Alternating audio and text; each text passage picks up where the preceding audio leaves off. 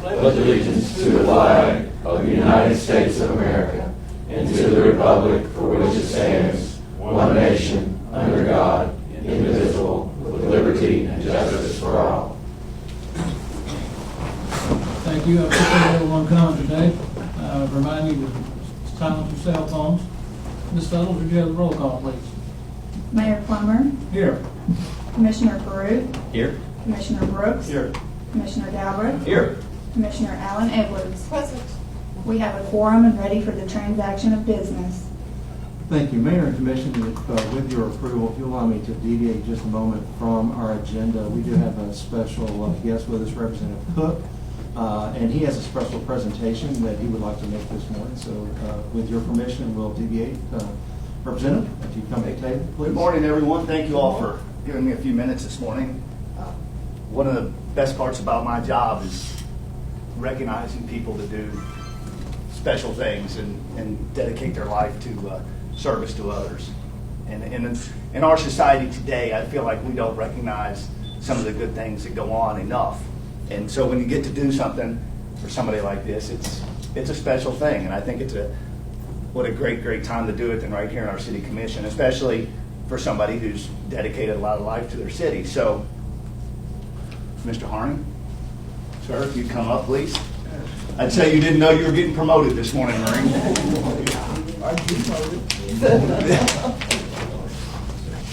We all know Mr. Harney took the honor flight and went to Washington, D.C. this week. One of my favorite quotes is from Ronald Reagan. It says, sometimes people go through life wondering if they've made a difference. Marines don't have that problem. Mr. Harney, you don't have that problem. The city, the county, the Commonwealth of Kentucky appreciate your lifetime of service. And we are hereby making you a Kentucky Colonel in the Commonwealth of Kentucky.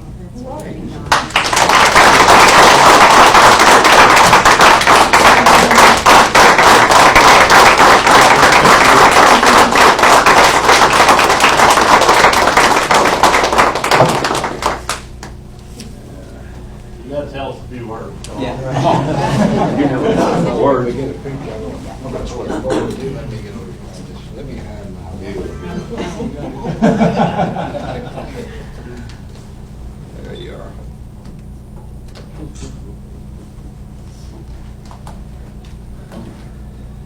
The word's yours. Okay, that's it. Well, gentlemen, I thank you, and needless to say, I appreciate the efforts that you fellows are doing here. I sit here once myself for a spell with quite a few good people here, and we always give it our best shot. And we never let public pressure from any quarter have any bearing whatsoever on the decisions that we have to make for the betterment of this community. And I would trust that you will follow that same lead and do the same thing, because all of us are in this thing together, people. If one of us goes down, we all go down. And as the old saying goes, if you don't blow your own horn, there's nobody going to blow it for you. So I want to congratulate you fellows on the good job I think you've done here. And I certainly appreciate this. And I did appreciate the trip to D.C. However, boy, it took a lot of starch out of this old fellow. I think I've been in bed ever since. Just sleeping every day just kind of wore out from it. Nevertheless, I certainly do appreciate this young fellow. And again, thanks for the good job that you're doing and the example you set, especially my little lady friend here. I tell her, honey, some of the good things you're doing over there, I want you to know it doesn't go unnoticed. I'm still barbering on Main Street. You know the old saying, the barber shop, the news, it gets to the barber shop before it gets anywhere. That's where it originates. And the things that you do, it doesn't go unnoticed, my little friend. So with that, I'll bid you adieu, and I'm going to take my seat and rest a little bit. I don't know whether we are going to stay here for the continuation of the entire meeting or whether we'll exit, but either way, it'll be good. So continue on now with your business, and I'll just kind of get out of your way. I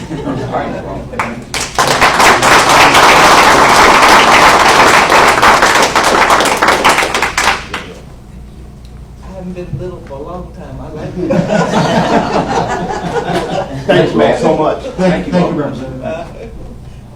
So we'll move back to our normal order of business and the approval of the minutes. First is the approval from the special meeting of September the 10th, 2019.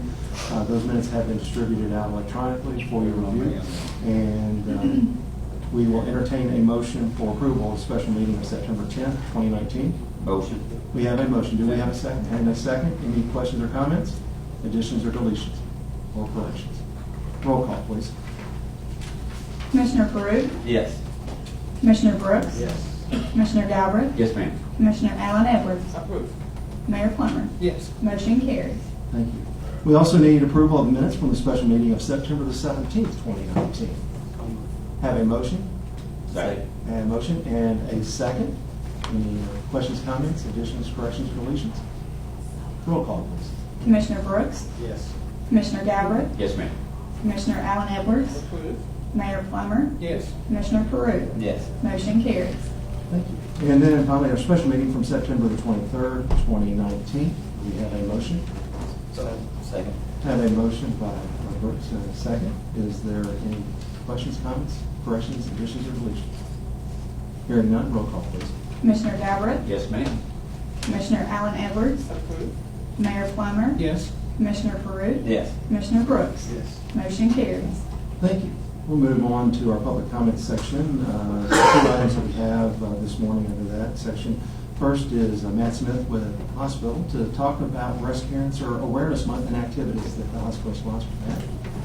I don't know if I need to sit down here or not. Yeah, I'm gonna be that just a way second. it allows us to get a record of it. So. Well, good morning, and thank you for allowing us just to have a few moments of your time this morning.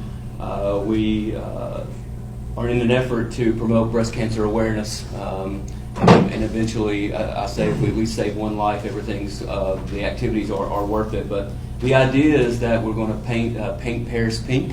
So we put lots of ideas, pen to paper, and this is sort of one of the final steps. And so we're seeking approval to be able to put some pink bows on the poles in downtown from 2nd Street to 10th Street. And those will be weatherproof. They will be at a height that will hopefully not allow for any vandalism, and then we'll be responsible for putting those up and taking them down.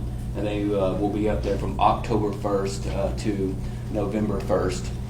Although this maybe committee doesn't necessarily need to know, but I also want them to know that we're also partnering with local businesses in town on the bypass from Dan Cummings down to the bookend from where we're located. And then also we've asked all the downtown businesses to also participate free of charge, that sort of thing, and to paint their storefronts pink. So we're kind of blowing it out to make sure that we have breast cancer awareness full-fledged in October. As a side note, we also have a coalition, a tri-county coalition, Mason County and Clark County, that we've been working on for the last couple of years for mammography screening rates.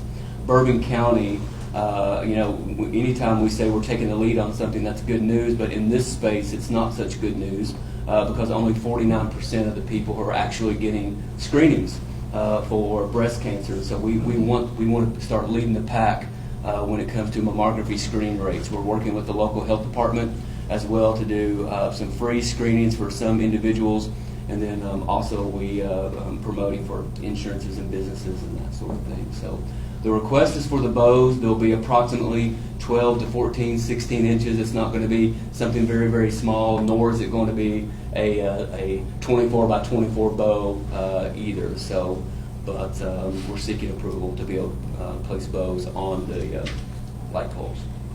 So, Commissioner, this request, we've had discussions about that with the representative from the hospital. Those discussions actually began with an inquiry to the tourism director, and she referred that to us. I did talk to our electric superintendent, Aaron Sparkman, and he's agreed that will not cause any issues with the light poles. We will not be using any type of tape. It will actually be a weatherproof binding that will go on the poles. That also, because with tape, we end up having the paint that comes and peels off on that. And so he has no issues with it. So it is our recommendation to this commission to allow for this event to occur. So I'll second. We have a motion and a second to allow the hospital, in honor of Breast Cancer Awareness Month, to install and maintain pink bows on the light poles from 2nd Street to 10th Street in the downtown area. So any other questions or comments?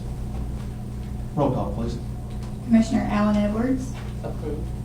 Mayor Plummer, Yes. Commissioner Peru, Yes. Commissioner Brooks, Yes. Commissioner Galbraith. Yes, ma'am. Motion carries. Thank you. Thank you all so much. I appreciate it. Another community event that we began discussion with their representatives probably over maybe 5-6 weeks ago. And Steve Smith is here from the Paris baseball. Steve, if you would. I mean, Steve Lewis, I'm sorry, I said Smith. I was looking at Nat still in there. I changed your last name. A lot of people have. I've been called worse, right? Yeah. Thanks for having me. A couple months ago, I went to Matt Peru to had an idea of doing a 5K to help fundraise for Paris baseball because we have no outside help from the schools, which nobody does, not just us, but nobody at any school gets any state help. And at Paris, we don't have a booster club anymore. So I had this idea of doing a 5K, went to Matt, and we worked out a route, and I changed it just a little bit, Matt, but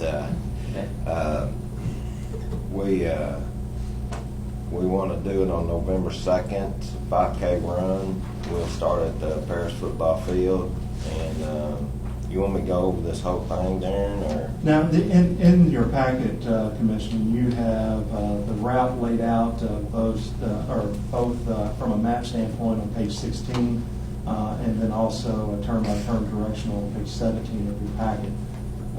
Just quickly, Steve, the route's going to start and end at the football field? Yes, they're playing Cardi Stadium. And the major cross sections, Commission, that is 2nd Street. We did meet with Steve, and we met with our public works and our public safety officials and discussed, and there was no concerns or issues related from departmental staff on this event occurring. And the 2nd Street intersections we can manage with our police department working those routes. And again, fire and EMS and safety will be on standby to facilitate any medical treatment that may be necessary. Do you have an estimation of the number of participants you think you might have? We're shooting for 100. That's what we'd like to have, so we can have a pretty good turnout. I'll be I have flyers that I've already started passing out, and I'll take it to John's Run Shop in Lexington. I've already had it posted on a Facebook page, and I'm gonna get somebody else to put it out so it'll go to a lot more people than what I have access to. So we hope for a minimum of 100 runners of all ages. All ages. And just in conversation, Commission, and you'll see on page 15 a copy of that flyer. Race time began at 8 a.m. and we believe, or Steve thought that that probably 90 minutes out on the course. Yeah, 90 at the max. Well, I'd say 90 to 120 minutes. Yeah, so probably 2 hours possibly at the max, or if you have some walkers and stuff like that. So I'm confused. It says 5K run for pause, but this says for baseball. So It's Steve, a you wanna- 5K run for paws. We set it that way because our entry fee is $40 and a bag of dog food. it's not that. I've already contacted paws, and they've agreed to set up with us. So everybody that participates, when they pay their registration fee, they will collect the dog food and we'll collect the money. And they will possibly have some animals there for adoption if anybody wants to adopt them. But that'll all be inside Blank Cottage Stadium. That won't be out on the street anywhere. So this is kind of disingenuous. It's sponsored by you all, but I don't know. I wouldn't know from the flyer where the proceeds are going because it says 5K run for paws, and so I would be under the impression that the proceeds would be going straight to paws and not the baseball. Are you all not getting any of the proceeds? We take all the money. They get all the dog food. Well, and I don't come away from this, and that's just me. I don't come away with the fact that you're going to do it, and so maybe I don't know if you would maybe want to reflect that you all are going to be able to receive something, because I may not want to run or walk, but I may want to do a contribution to Paris baseball. Okay. Well, I'm gonna have an article put in the paper, and that I'll reflect that all proceeds come to the Paris baseball team, and that all the dog food goes to Paul's. And what's the prize for me if I? Just to enter or to finish? All entrants will get a T-shirt. I bought a $40 T-shirt. That's what I know. And we'll have different age groups, and first three finishers in each age group will get a medal. So Steve, you've given the commission these flyers. Have you had these flyers printed up yet, or you're going to take them? No, I've already had them printed up. I've been passing them out. And everybody that I talk to, I let them know that the money proceeds come to Paris baseball, and that we are including Paws in it, because they need help. Sure. And I just thought it'd be a good thing. So the request before the commission this morning is to allow for this 5K run and walk to benefit both the Paris baseball and Paws to occur in our community on November the 2nd. It's a pleasure of the commission. I'll make that motion. We have a motion. Do we have a second? Have a motion and a second. Any additional questions or comments? Roll call, please. Mayor Plummer, Yes. Commissioner Perude, Yes. Commissioner Brooks, Yes. Commissioner Galbraith, Yes, ma'am. Commissioner Allen Edwards. Motion carried. This is for the Paris High School baseball program. Yes. Thank you, Steve. Thank you. Thanks, Steve. Move on to our old business action items. First this morning is the second reading of the ordinance awarding a cable franchise agreement. And Todd, you want to update us on this? Sure. This is ordinance number 2019-11, an ordinance awarding a 5-year cable television franchise to Spectrum Mid-America LLC, aka Charter Communications, for the operation of the cable television system within the confines of the city of Paris. Relatively short ordinance, but I can probably summarize it even faster. It basically says that we previously issued or authorized the issuance of bids to receive bids for a cable television franchise. Spectrum Mid-America was the only bidder on that project, and this ordinance would indicate that we want to reach an agreement with them. So it would authorize or award that franchise to Spectrum. As you all probably know, franchises are used so that those companies can actually use the city streets and other property. It's not actually awarding them the sole right to provide that service, so it's a non-exclusive franchise. And then by this ordinance, it would be approving the mayor to sign off on the necessary documents. And I just noticed, I didn't catch it yesterday, and a couple days ago when I was reviewing it, but this says that it would be, at least the copy I have, would be approved as regular meeting on September the 10th, so I think that needs to be changed. Before we hear a motion on the second reading, also you'll recall that we stayed the second reading of this to get some clarification. Number one, on the number of customers that they have, and currently it stands around 1,400. And 1,400. And then also the question in regards to the PEG channel, which is the public access channel. This morning I've handed out to you the copy of the actual agreement for your review, for your understanding that when we talk about the public access channel. If you look on page 10 of that document, section 13, it's the public education and government access channel. So that's where the PEG acronym comes from. The original language in section 13 stated that the grantee shall provide one channel in the cable system for use by the grantor for non-commercial video program for public education and government PEG access programming. And the PEG channel may be placed on any tier of service available to subscribers.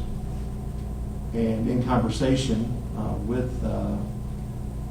representatives from the cable company, they agreed that the provision of that on any tier of service is what but to be able to transport or transmit that information is actually a monthly fee associated with it. That monthly fee currently stands, that there are other communities, is $750 a month. So in conversation with city attorney, assistant city manager Mike Withrow, and I with representatives from, a representative from the cable company, Brian came up with additional language to section 13.1 that states, nothing within this paragraph requires the grantee to pay for the equipment necessary to operate this channel. In the event that the grantor elects in the future to utilize this channel, the parties will negotiate for the price of such items as may be necessary to utilize and access the channel. So what this means is the channel would be available. If we so choose, we would have to pay a fee to purchase the equipment and the transmission expenses related to that. The reason I reminded us about the number of subscribers, we're talking about 1,400 subscribers.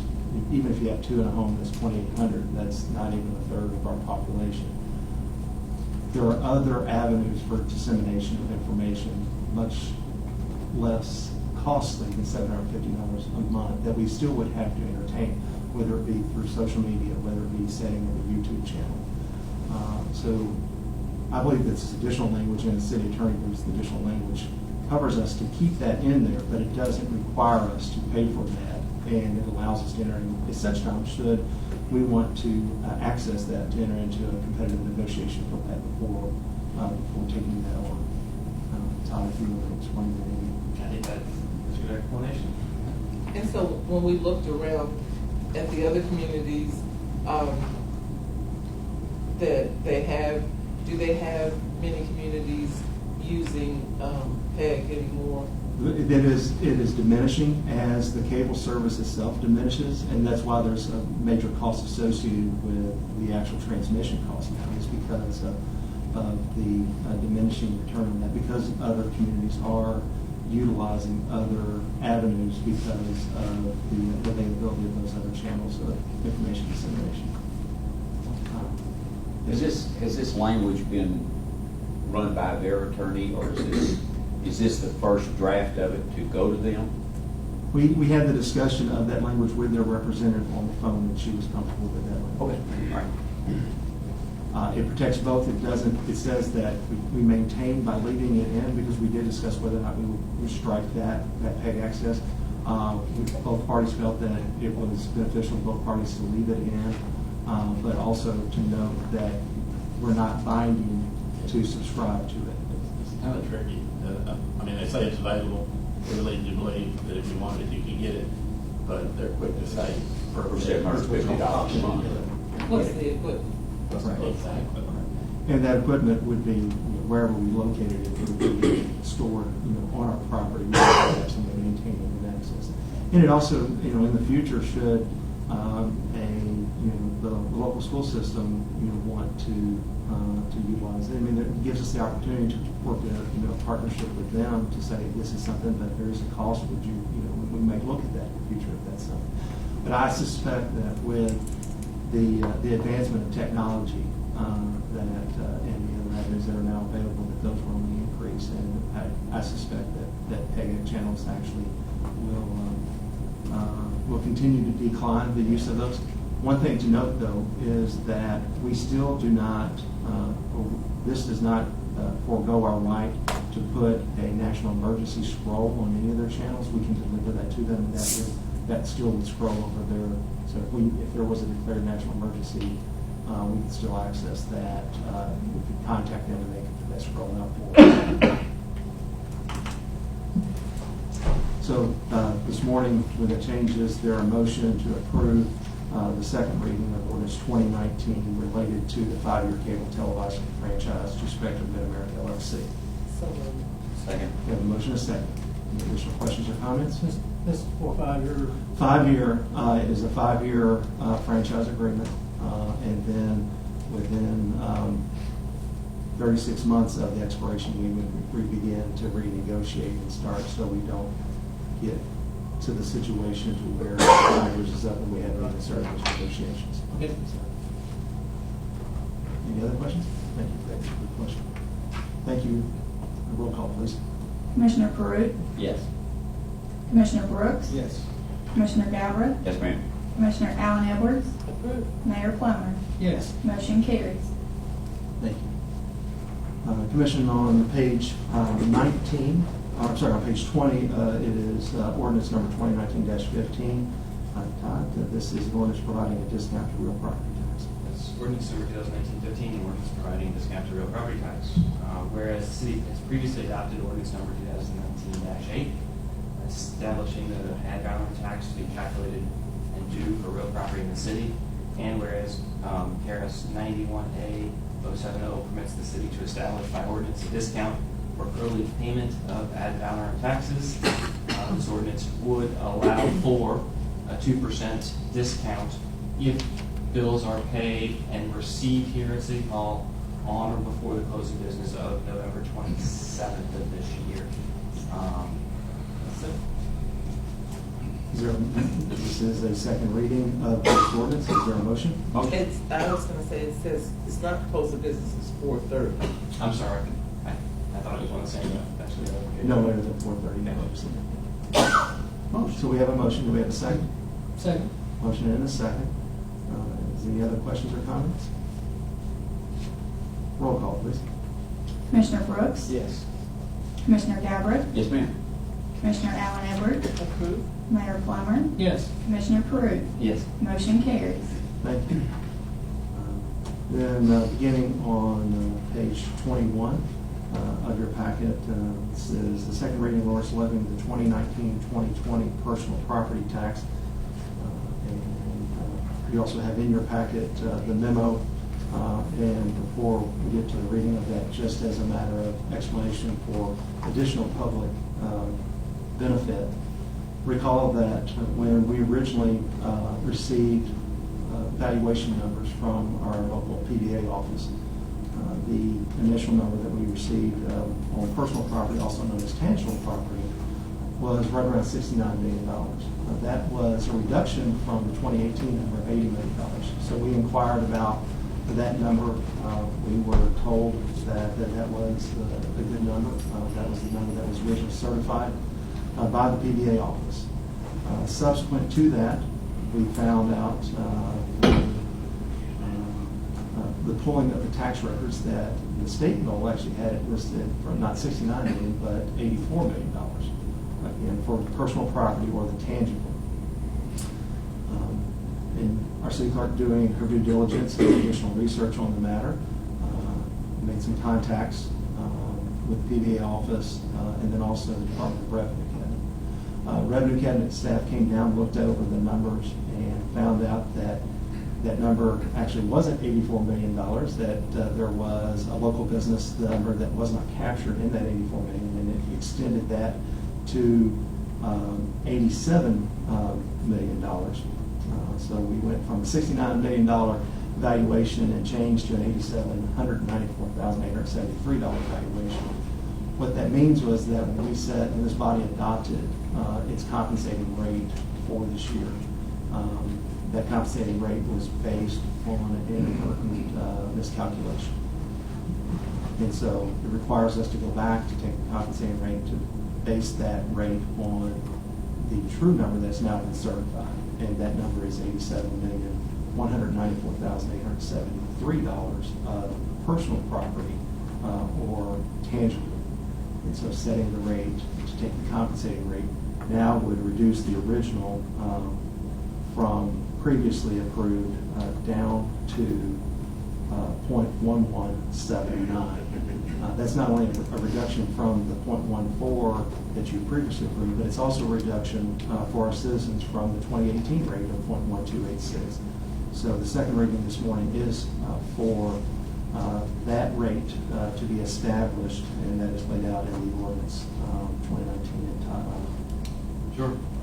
This is ordinance 2019-16. The title states, an ordinance levying the city of Paris ad valorem taxes for general municipal purposes for the fiscal year 2019-20 on personal property other than motor vehicles and watercraft within the taxing jurisdiction of the city of Paris. And it shall be at the rate of 11.79 cents per $100 of assessed valuation. I don't need to repeat everything, the summary that Darren just gave you, but you see in the second preamble paragraph, it specifies that the previously approved rate was 14.64 cents per thousand, and then the corrected number is on the top of the second page there at 11.79 cents per thousand. This ordinance would keep section 2 to where there would be a 10% penalty if those taxes are paid after December 31st, 2019, as well as an interest rate of 12% per year. And so then it goes on to say that this ordinance would take effect July 1st, 2019, at the beginning of the taxing period. And just a point of clarification, it is per $100 evaluation, not per 1,000. So this is second reading, and is there a motion to approve on second reading? Motion. Have a motion and a second. Any additional questions or comments? So just so we're all clear that you're setting on the personal property, or also known as tangible property, a rate, compensating rate of 0.1179 per $100 of valuation. The other rates that were previously adopted are all valid and good, as those valuation numbers did not change. Roll call, please. Commissioner Galbraith, Yes, ma'am. Commissioner Allen Edwards, Approved. Mayor Plummer, Yes. Commissioner Peruth, Yes. Commissioner Brooks. Yes. Motion carries. Thank you. Next item on business, request to purchase a total organic carbon analyzer for the water treatment plant at Chad. Recall that you allowed us to go out to bids, and Chad has some information in his recommendation. Yeah, we received 3 bids, 2 from S4 Water for our Sievers units, and 1 from Shimatsu. And we recommended that we go with the portable version of the Sievers unit at $36,854.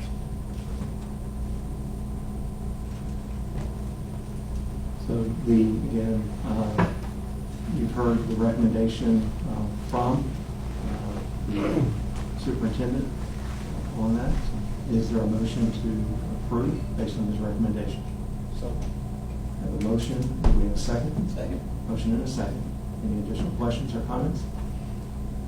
This is a portable analyzer unit versus a stationary, which offers us the ability to do some in-field readings versus. it also gives us the opportunity to stream there at the plant, and it doesn't limit us to where we can position it. And so that is the reason for the recommendation. Again, it's the recommendation to purchase from S4 Water Sales and Service in the amount of $36,854. No additional questions or comments? Roll call, please. Commissioner Allen Edwards, Approved. Mayor Plummer, Yes. Commissioner Peruth, Yes. Commissioner Brooks. Yes. Commissioner Galbraith. Yes, ma'am. Motion carries. Thank you.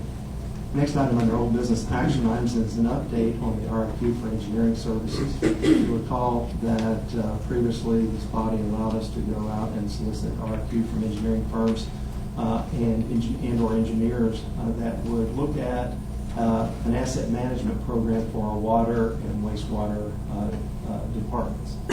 We received 5 responses to the RFQ. Previously also Commissioner Edwards and Allen Edwards and Commissioner Galbraith agreed to be part of the evaluation committee along with Superintendent Hardy, Superintendent Smart, Assistant City Manager Withrow, and myself. We collected those 5 and we reviewed the review process with that body. We've also, thanks to DG Rowe, she's scanned all those in, so we have them as electronically for us to look at as well. And our hope is that over the next couple of weeks, that body can individually review those documents collectively as a body, as a small working group. We would come back and kind of review that and see, somebody might have said, well, this is what I thought about this section, and somebody else may have missed that. And then at a point that if there's any additional questions or comments for any of the vendors that supplied their quote, that we would do interviews and then ultimately bring back for this full body a recommendation to enter into contractual negotiations for services with that. My hope and intent is that we can get to that point by the 1st of November. for this body to take action to where then by the end of this calendar year that we can get a contract negotiated and they can begin work looking at asset management of our water and wastewater systems and potentially even rate structures of those systems as well. I'll answer any questions of the status of that. There's no action to take this morning, just want to update you on that. Thank you. Move on to update on the Legion Drive building. Mr. Withrow? In Thursday's paper, this coming Thursday, there should be an RFP, request for proposals for finishing the building. We will evaluate those and bring them back to you and make a decision as soon as we get those in and go on. The deadline for those to be submitted will be 10 a.m. on Thursday, October 10th. We are also parallel still trying to work with the original construction crew, Freedom Steel. We have not had any correspondence with them in over a week now, or about a week now from them. And so we anticipate that their silence will continue. And so we will look as that RFP to both an assessment of an evaluation of the current structure, recommendation for repairs and remediation of those from the vendor. And then at some future date, it'll be up to this body to decide what actions that it may want to consider in relationship to the original contract with Freedom Steel. What was the date again on the RFP begin?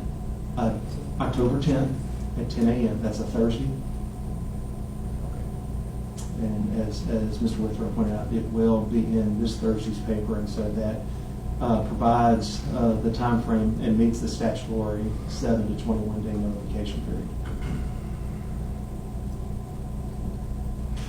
Could then give us a chance to maybe get this building tied in before winter, so we don't have to sit through another winter season. Yes, sir. If responses come in on the 10th, then our hope is at the second meeting in October for this body to be able to consider a recommendation by the staff for moving forward with that. Any other questions? Thank you. Move on to our next item under old business action item is the master water meter installation. If you all would remember, in one of our efforts to battle the water loss issue, we received a grant for some $30,000 to purchase master meters. We've ordered them. We've taken delivery of them. We have the sites located. We're waiting on the call before you dig approval. As you can see in your packet, I tried to give you some maps. One of them will be on Millersburg Road, just past the bypass.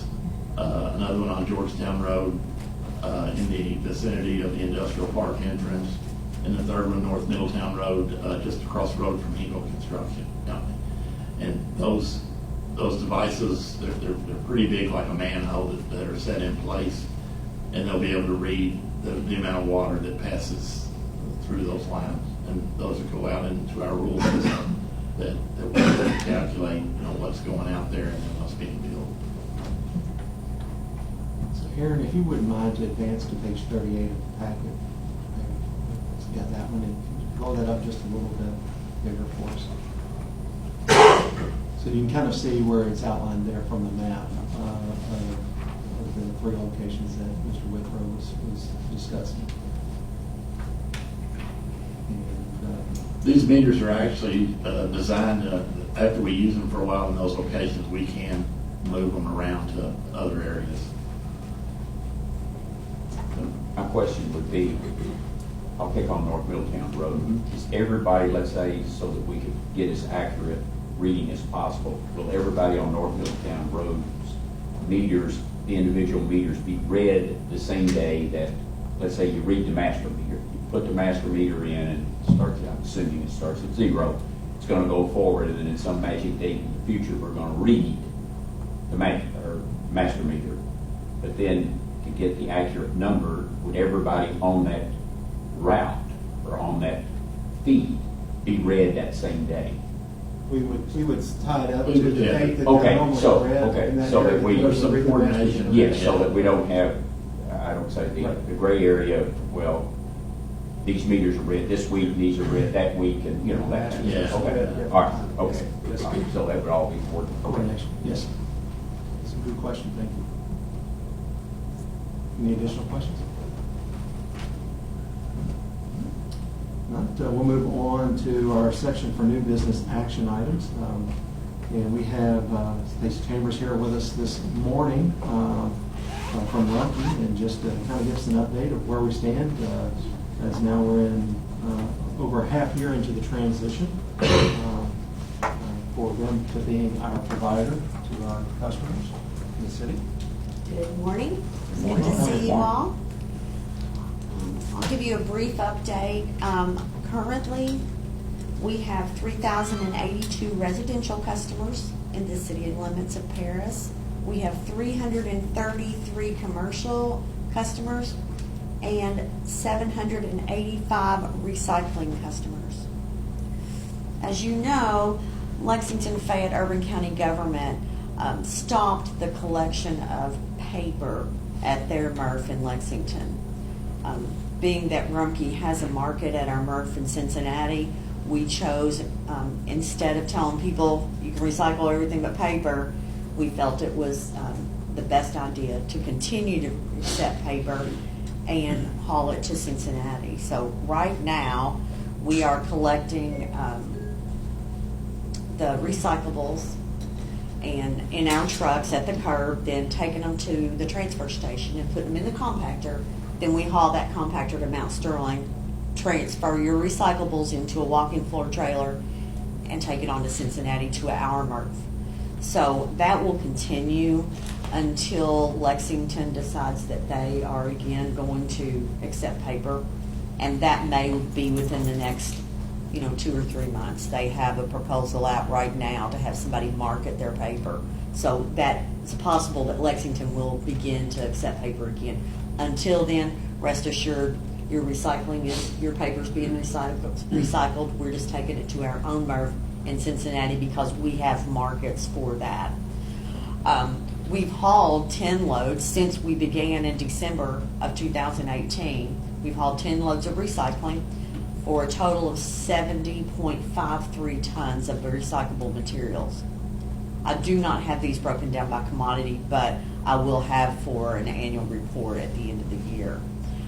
At your transfer station, I've taken last year and this year, December 2017 to the end of August 2018, and then December of 2018 to August of 2019 as a comparison for the same time frame to give you an idea of the savings that you all have seen by having us pick up your trash at the curb. In 2017 to 18, you had 266 closed-top loads hauled, 412 open-top loads hauled, 6,427.71 tons, of a total cost of $283,796.83. That's all the activity that was taking place at your transfer station when you guys were picking up the trash and we were hauling the transfer. This particular time frame, December 2018, which is when we started picking up the trash for you, through August of 2019, you've had 53 closed-top loads hauled, 137 open-top loads hauled, 1,469.2 total tons for a cost of $81,803.76. So as you can see in the 9-month comparison, you've had a reduction in your closed-top loads of 213, a reduction in your open-top loads of 275, a reduction in your total tons of 4,958.51 tons, and a total reduction in cost for the city of $201,993.07.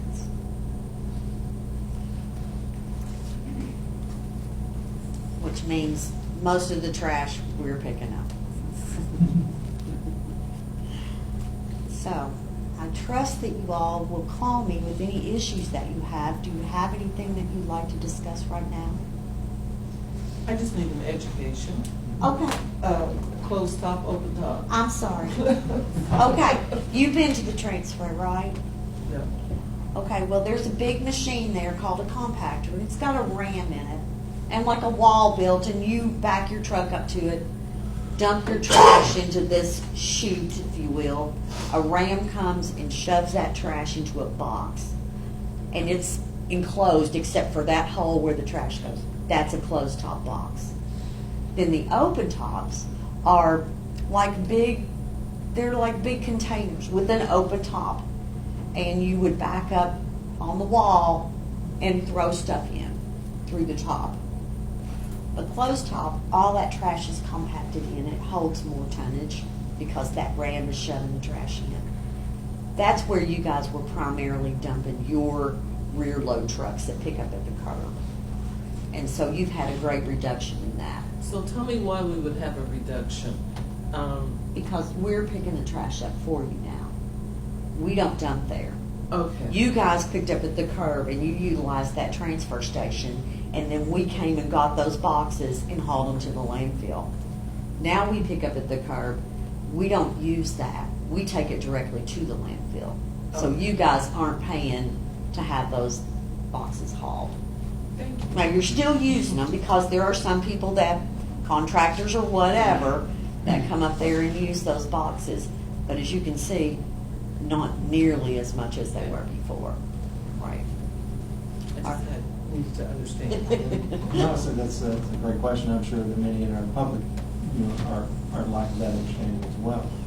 But we still do, I think it's important to note, is that the city still maintains the transfer station. Right. So there's still an opportunity for citizens to utilize or contractors to utilize. Right, that. right. But it has been, when we were a couple of years ago having 100,000 plus lost, cost of sanitation services more than the revenue coming in is why the commission looked at taking on or taking that avenue.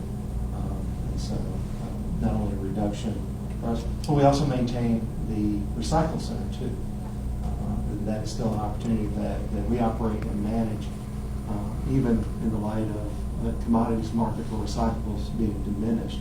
That's still opportunity for not only parish residents, but county residents as well to utilize that to drive off. So do you anticipate being more efficient or maintaining this efficiency?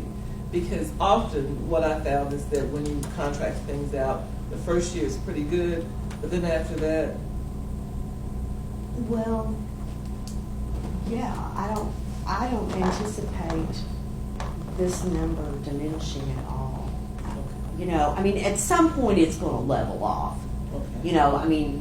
Like when I come, let's say, this time next summer, I probably won't go back in 2 years and do a comparison. I might do from this year to next year, and I expect it to be pretty steady. I don't expect to lose any customers, and I don't expect a huge increase in volume of trash in Paris. So I would think at some point that it will level off.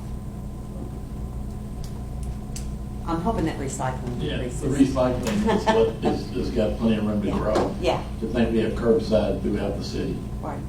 And we had Yeah, talked residential. earlier about more education for the public to let them know that this is available to them. So what do you think we can do to get that word out there to encourage that? I would think that you might want to target some school programs, quite honestly.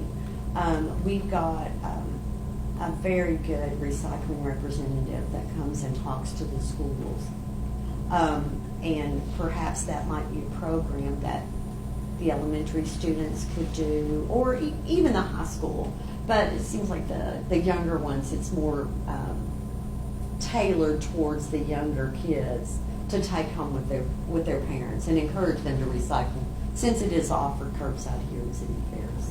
So And I'd be glad to set that Okay. up if I have a contact, or we can approach the schools and see how flexible they are in organizing some kind of small program for maybe at the elementary school. Usually the kids are the ones that get the parents involved.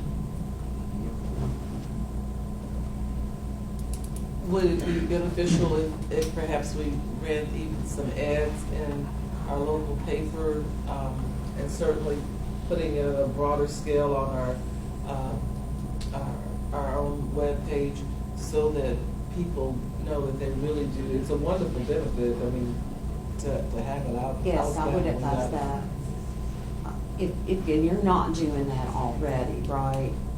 I'm sorry. Are you really It's on the webpage. publicizing, Yeah, I think. encouraging recycling on your City of Paris webpage? We did initially but we don't do it as an ongoing, Yeah. reminder or anything like that. We have talked with our Public Works Director, Mr. Smith, to make sure that we do have notifications at the recycling center.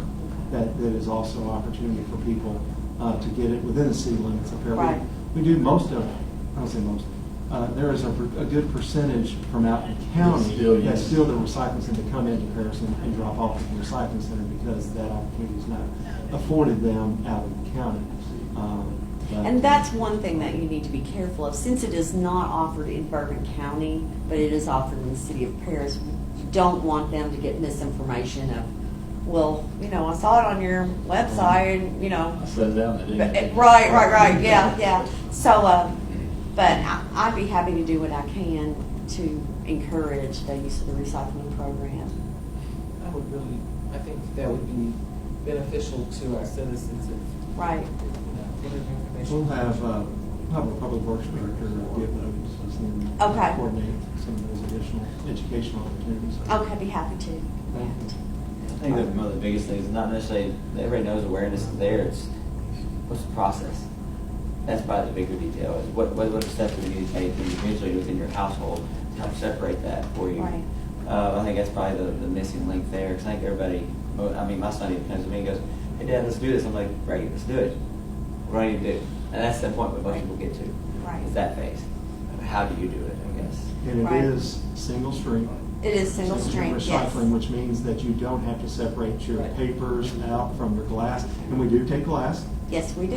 And you don't have to do that separation. You don't have to have a bin for paper. You don't have to have a bin for metal. You don't have to have glass. It is single stream recycling, which makes it easier to. And I would encourage you to go to the Rumpke website, because we do They have have a lot it of there. recycling Okay. information there, as well.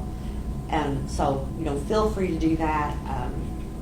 Lexington Fayette Urban County Government, it's also on their website, since ultimately that would be where we would take it if they were taking paper.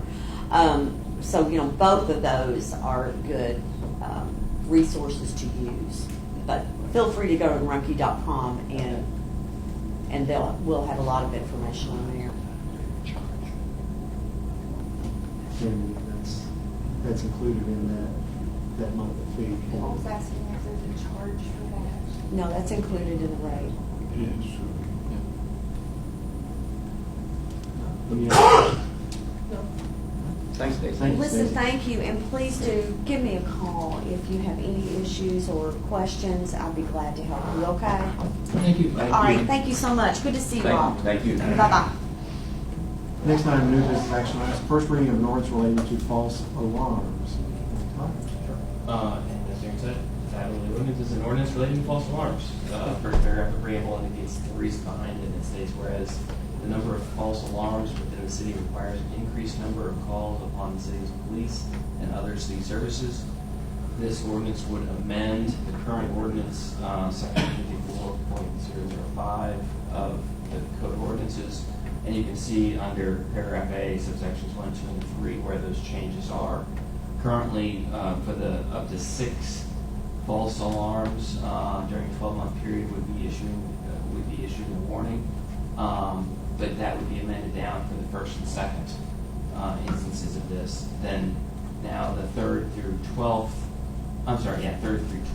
instances during a 12-month period, there would be a $50 fine as opposed to previously would be $25 fine. And then 13 or more instances in a 12-month period, that fine would go up to $100 based on this ordinance. Again, just first reading. And this is part of our judicious review of our code of ordinances, and these recommendations have come from departmental leadership. So we're having that big. I'll say yeah, what's the story? What's the story behind this? I'll give you a little background. Years ago, this ordinance was put into effect, and then when it went into effect, it was like, whoa, we can't be finding these people like that. So they changed those numbers to back it off, and it really hadn't been addressed. And then a deterrent. So yes, we are, I don't know the exact numbers on a monthly basis, but we have quite a few that, and we have some certain businesses that are repetitive. And so every time that alarm comes in, we don't know it's alarm until we go out and go. So now we have cost of making a run, staff and time and equipment. But also the other side is that for every false alarm we go out to and we respond to it, again, not knowing, we have increased our liability and exposure to potential danger of making a response. And so this way it is, hopefully it is another way to address and deter and encourage those that have repetitive false alarms to address it on their side. We have a lot of residential security alarms. Most of them, we do, but I don't know, Chief, but most of them are Most of them businesses. are businesses, sir. Most of business. Yeah, we do have some residential alarms, but not the numbers that we have in commercial. So is this fee, this fine, is it going to be enough to be a deterrent? I mean, because you have up to 12 to do, that to me seems like a lot. Well, so as the ordinance, it changes the first and second. Right now, so the first through sixth is only warning. So if every other month, if you had an alarm, you in a 12-month period, you'd only get a warning. The proposed changes that came in was that changed to only 2 in a 12-month period, so that you get a warning. After that second one, the third through the 12th in a 12-month period. So once a month, you get fined for each one $50. But that's not substantial. I mean, you know. As a first reading, this body can make recommendations for changing for the second if you would like to see it increased. The recommendation from that it was doubling what was previously on the books. And so, Maybe like 3 to 6 months. I think that period, every 3 to 12 is that's so many 12-month more period. opportunities. You can have a factory that has a broken alarm, and you can have 5 alarms in just one day.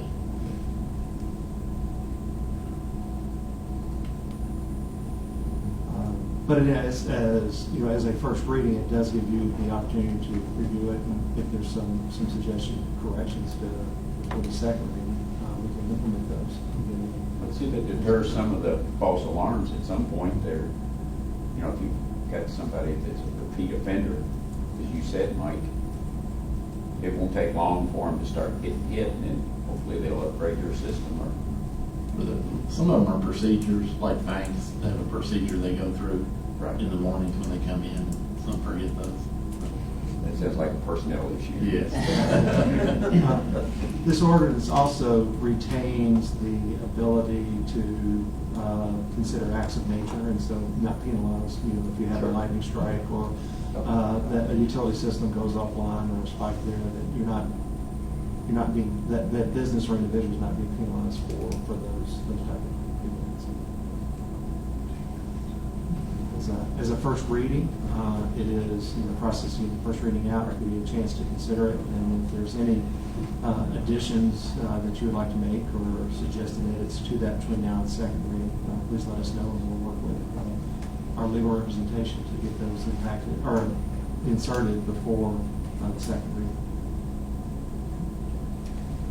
Next item is under new business, relationship to accounting services. Previously, the city has had an engagement contract with Mr. Williams Overlander PLLC for our accounting services. And there is a transition going on from that to where Brad is hanging his own shingle out, so to speak, and going out under Overlander Financial Services. And in your packet on page 41 is the memo to the commission of the letter from Brad explaining that. And the subsequent pages, page 42 and 43, is a contractual obligation for that change. And so what we were seeking permission is to allow the mayor to authorize and execute this new contract directly with Overlander Financial Services, PLLC. And before we take that on a motion, Ray, you want to give me a further explanation? Now, I think the memo or letter that I put in there pretty much states everything. Just at this point in life, looking to change some things up and feel comfortable doing that. We'll still kind of, as far as the city goes, we'll be working directly with everybody here. Probably we'll see some more increased hours here as well too. Availability with the city, some of the related entities. So not anticipating any kind of a drop off on what I've been providing. Probably actually going to see more of an increase for you guys. So is there a motion to allow the mayor to authorize the agreement with Overlander Financial Services as outlined on page 42 and 43 of your packet for services for monthly fixed at $3,900 each for general and utility funds? Motion? Second. The motion is second. Is there any other questions or comments or discussion? Roll call, please. Mayor Plummer, Yes. Commissioner Perude, Yes. Commissioner Brooks, Yes. Commissioner Galbraith, Yes, ma'am. Commissioner Allen Edwards. Motion carries. Thank you. Thank you. Also, in your packet on page 46, you have a letter that was addressed to myself and HR Director Morton to Chief Best, deciding that he has a new chapter in life that he wishes to explore, and after 34 years of law enforcement service, a lot of those to the city of Paris, that he has decided to retire from law enforcement. Chief, if there's anything you'd like to say at this time in relationship to your decision, I just want to say thank you to everyone that has been a part of this, and we all have been a part of it. And I couldn't have done it without your help, and I mean that wholeheartedly. It's been a pleasure to be in this position. It's a lifelong dream or goal that I've had ever since I was 8 or 9 years old to become the chief of police. So I've reached that goal, and I have been blessed by that, and been blessed by working with many, many people that have showed support and concern for all that we do. And on that, I just want to say thank you. Thank you for the opportunity that you've given me. Thank you. thank you, Chief. Thank you, Chief. With this announcement to become effective October 31st of this year, that means that the city now has the process to go through of doing a replacement. And Aaron, if you would like to just kind of share with us, and actually, I'd ask you just come to the table so we can get that better hear from that on how this process works. So we will post internally and externally. We'll take candidates. I would love for maybe 2 volunteers to sit on interview committees as we move forward. And we'll follow our process. If anybody wants a copy of our formal process, I'm happy to email that to you. But our plan right now is to throw the net and see what we can. That would be within a week or so? Or no? I think the sooner the better. For us to get posting and at least gathering applicants. I think that all of our leadership positions are important, and I think that we have a responsibility to our community to make sure that we don't rush. But I am appreciative of the chief giving us enough notice that we can begin that process. Aaron, typically, what type of avenues do we utilize for external postings? Well, police has its own set of, they have their own website, so we'll usually use those in addition to like Indeed. We'll use Career Builder, Facebook. We use quite a few, especially with the supervision. We have supervision that opens up, even in utilities. We do the same thing. So we'll utilize all of those opportunities plus internal. Kentucky League of Cities and other. Kentucky League of Cities, and I can't think, Butch may be able to help actually. Police Department, they have their own recruiting. The FOP has some stuff, and we'll utilize everything we can to get as much exposure as we can.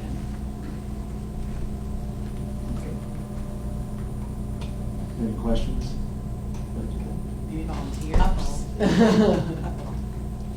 So we have Commissioner Alan Edwards that has volunteered to sit on that committee as a member, a representative from the commission. We have a second. Wallace. That's great. Can't have more than 3, right? Because of a quorum. Right. You would.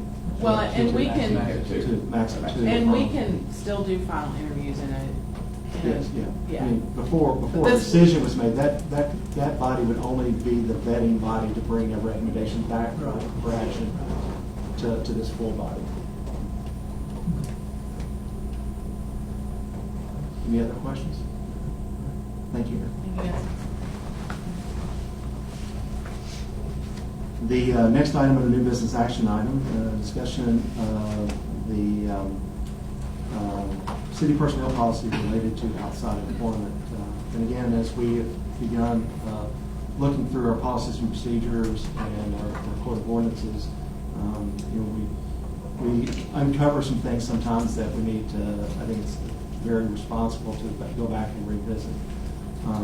Currently, our existing policy under city personnel related to outside employment is that the city does not prohibit our team members for engaging in outside employment beyond the city. And we would like to continue to offer that opportunity for our employees. However, the current policy is structured such that individual within a department would go to their immediate supervisor to first make that request known. That supervisor then would, if they felt it was worthy of additional consideration, would then take it to HR for their notification. And then the final step would be that if it needed, or not the final step, the next step would be if there was some concern or potential, then it falls into the responsibility of the city manager to assess whether or not that might pose or have a potential, whether real or perceived, to be a conflict of interest from a city standpoint. And if that is such, the current policy allows for that decision to be made by the appointed city manager. Addition to that is that part of that policy states that no personnel or no team member from the city employee may utilize city property for personal gain. It means that they can't do outside work on city property, they can't use city property to benefit. And so just looking at some additional clarification and direction, because we've had a couple of instances as of late that from a public perception standpoint, don't see that there is a conflict of interest from the personnel working those outside employments, but there is a potential perceived, if not realized, conflict of using personal property or city property for personal gain. For example, we wouldn't, if Mike wanted to go back into the laundry care business that his family was in for a number of years, we would allow him to take city property to run and operate or equipment from the city or chemicals from the city to operate a laundry.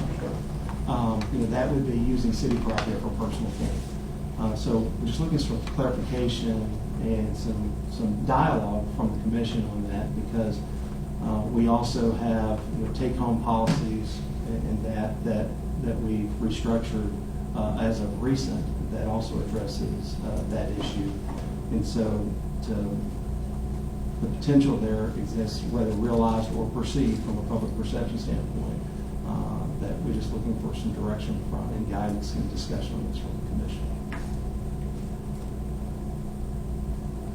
I don't see that there's, I mean, if it says that you're not supposed to use it for personal gain, that's pretty obvious. I don't know how we drill down any further. And there's going to be instances out there that are probably going to, I don't say quote, you and I are going to disagree. If it's for my personal gain, I don't see any problem with it. Yeah. But as the employer, employee type relationship, I mean, if we just got you feel or we feel that there's a perceived gain, then the answer is no. I don't understand. To me, it's cut or dry. It's black and white. But if it's a perception, then where does a person have any recourse if he or she believes that your perception is not correct?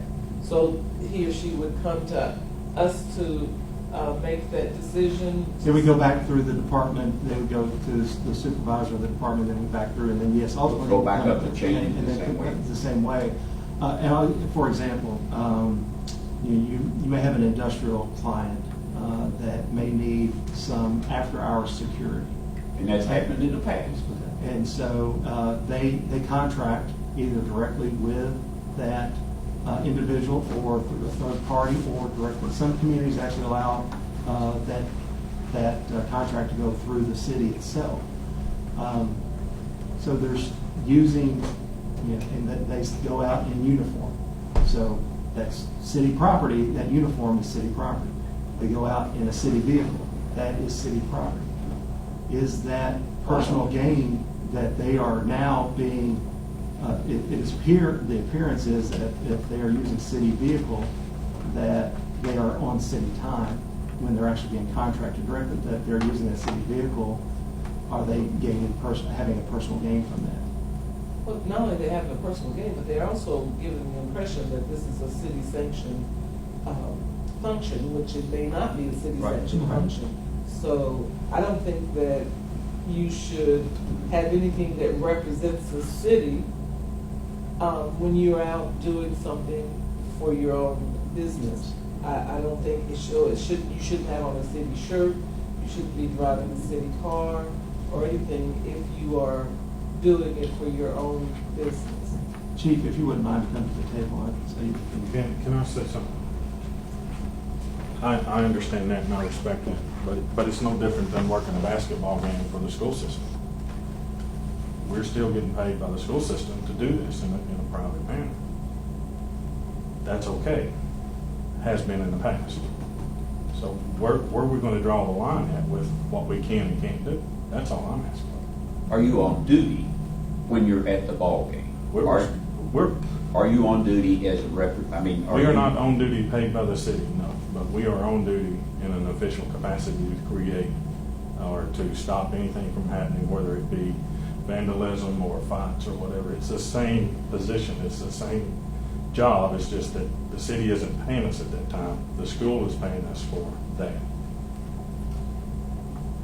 I'll ask from legal representation, from additional liability concern with that, and then also from a personnel, does that also potentially open up the city from a employer contract if they were to get hurt in that type of situation? Would the city potentially be liable for that?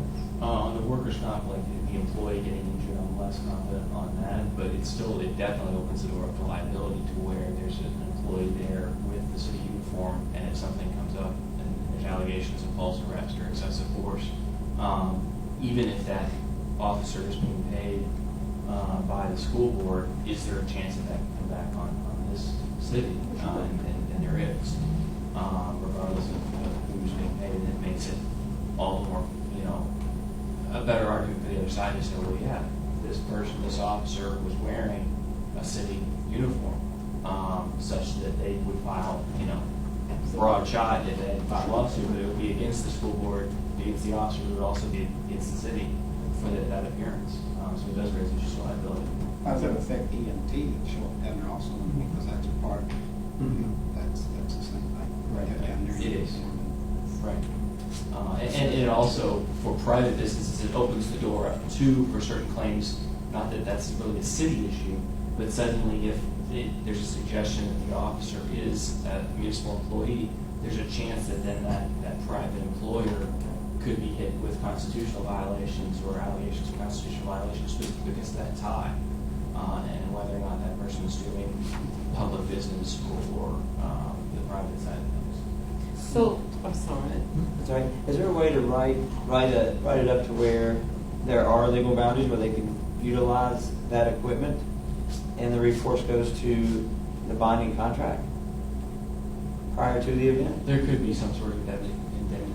I mean, there should be ways you could do that where even though they represent the city in that uniform, if they're under contract with an employer, third party or themselves, they just get that pre-approved. I mean, that just comes back to a little more paperwork on our end to do that, I guess, but it does take a lot of the recourse off of, I guess, us being liable in that situation. Yeah, some departments will have whatever the entity is pay the city reimbursement. And I think at that time that it takes the liability from the school or from whoever may be employing said officer. That it's still the city. You're still providing security for the services. There's just not enough of us to go around, and that's why they employ us anyway, because they want somebody to be there in case something happens. Again, I think if we're talking about getting around the liability part of it, I think that would be the route to go, is just have them contract with the city for whatever the fees may be. That includes the cost of the car, cost of the officer, time, and whatever. But I know that that's being done. It's actually what Lexington does, and it's apparently a legal way of doing it. And it also still gives the officers some opportunity to earn some extra money, and that's the whole reason that we're doing it. There's just the pay is a big step in this. If we can make some outside money and work overtime to do it, I know they would appreciate it. But there has to be a way to do this and do it legal, because it's being done everywhere. Wouldn't an employee in another department be equally, if he wanted to dig a hole with a backhoe to make extra money, would he not be allowed to, but the police would be? It's about fairness. I mean, but he couldn't use our equipment though. But he said, well, the police are using a use car. a car, so he said, I could use the backhoe. On a special circuit, Right. No, it's that's possible to do exactly it. right. I mean, but Well, yeah, we it's wouldn't. got to be fair to, I think, to, Oh, I do too. to everybody. But we would surely to goodness, we wouldn't let him come and load up a backhoe and take it over to his house or something, dig his septic system out or something like that. But they need extra money too. Oh, I know they do. I know. And Oh, that's so what now I'm we're talking about a pay issue, so, okay.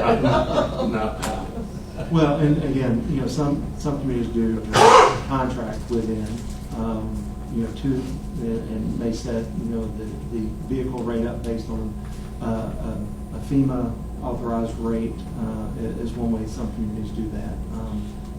Some communities do allow for that to go through a third party, and I think similar to what Matt, you were suggesting, is that contractual agreement with that third party would have some additional liability clauses and indemnification, and then that third party may or may not pay a fee back to the city as the municipal owner of the property for use of that property and carry some liability. So Well, there's multiple.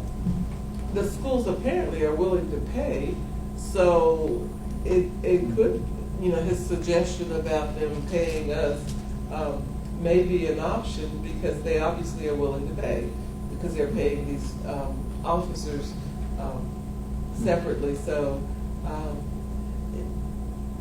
it just seems, what what precipitated them being able to do it in the past? So apparently this has happened in the past. What was the rationale for not saying no in the past to the officers working extra security in the uniforms? Why was there no problem with it? In the past, they would request officers to work football games, and we would sign them up and pay them overtime to work, and it got to be too expensive. We couldn't, or a high school dance, could you send us 2 officers over? I mean, when I was with the police department a long time ago, I worked a lot of high school dances and stuff and got city pay for that. And it got to a point where they cut it out and said, if you want the officers there, you're going to have to pay for it. So. But we didn't say, we said we still let them go as officers, but we just weren't willing to pay for it. Okay. So let me throw something else for consideration in this matter. Doing a direct employer contract through the city and allowing for that. We also, I think, as part of that consideration is that you then have the potential of that person, that employee gets to the end of their career and the retirement board says you have just exceeded more than 10% of your previous year's salary, and that is a spiking issue. Now the entity, the city, is now on for spiking, but sadly the new law also penalizes that employee, so they can't count that extra time, that overtime, towards their retirement, and that is pulled off under recent revisions to the spiking law at the state level. So that's why some communities have chosen to use the third party and then do a negotiation with the third party, so they're not being paid by the city for that.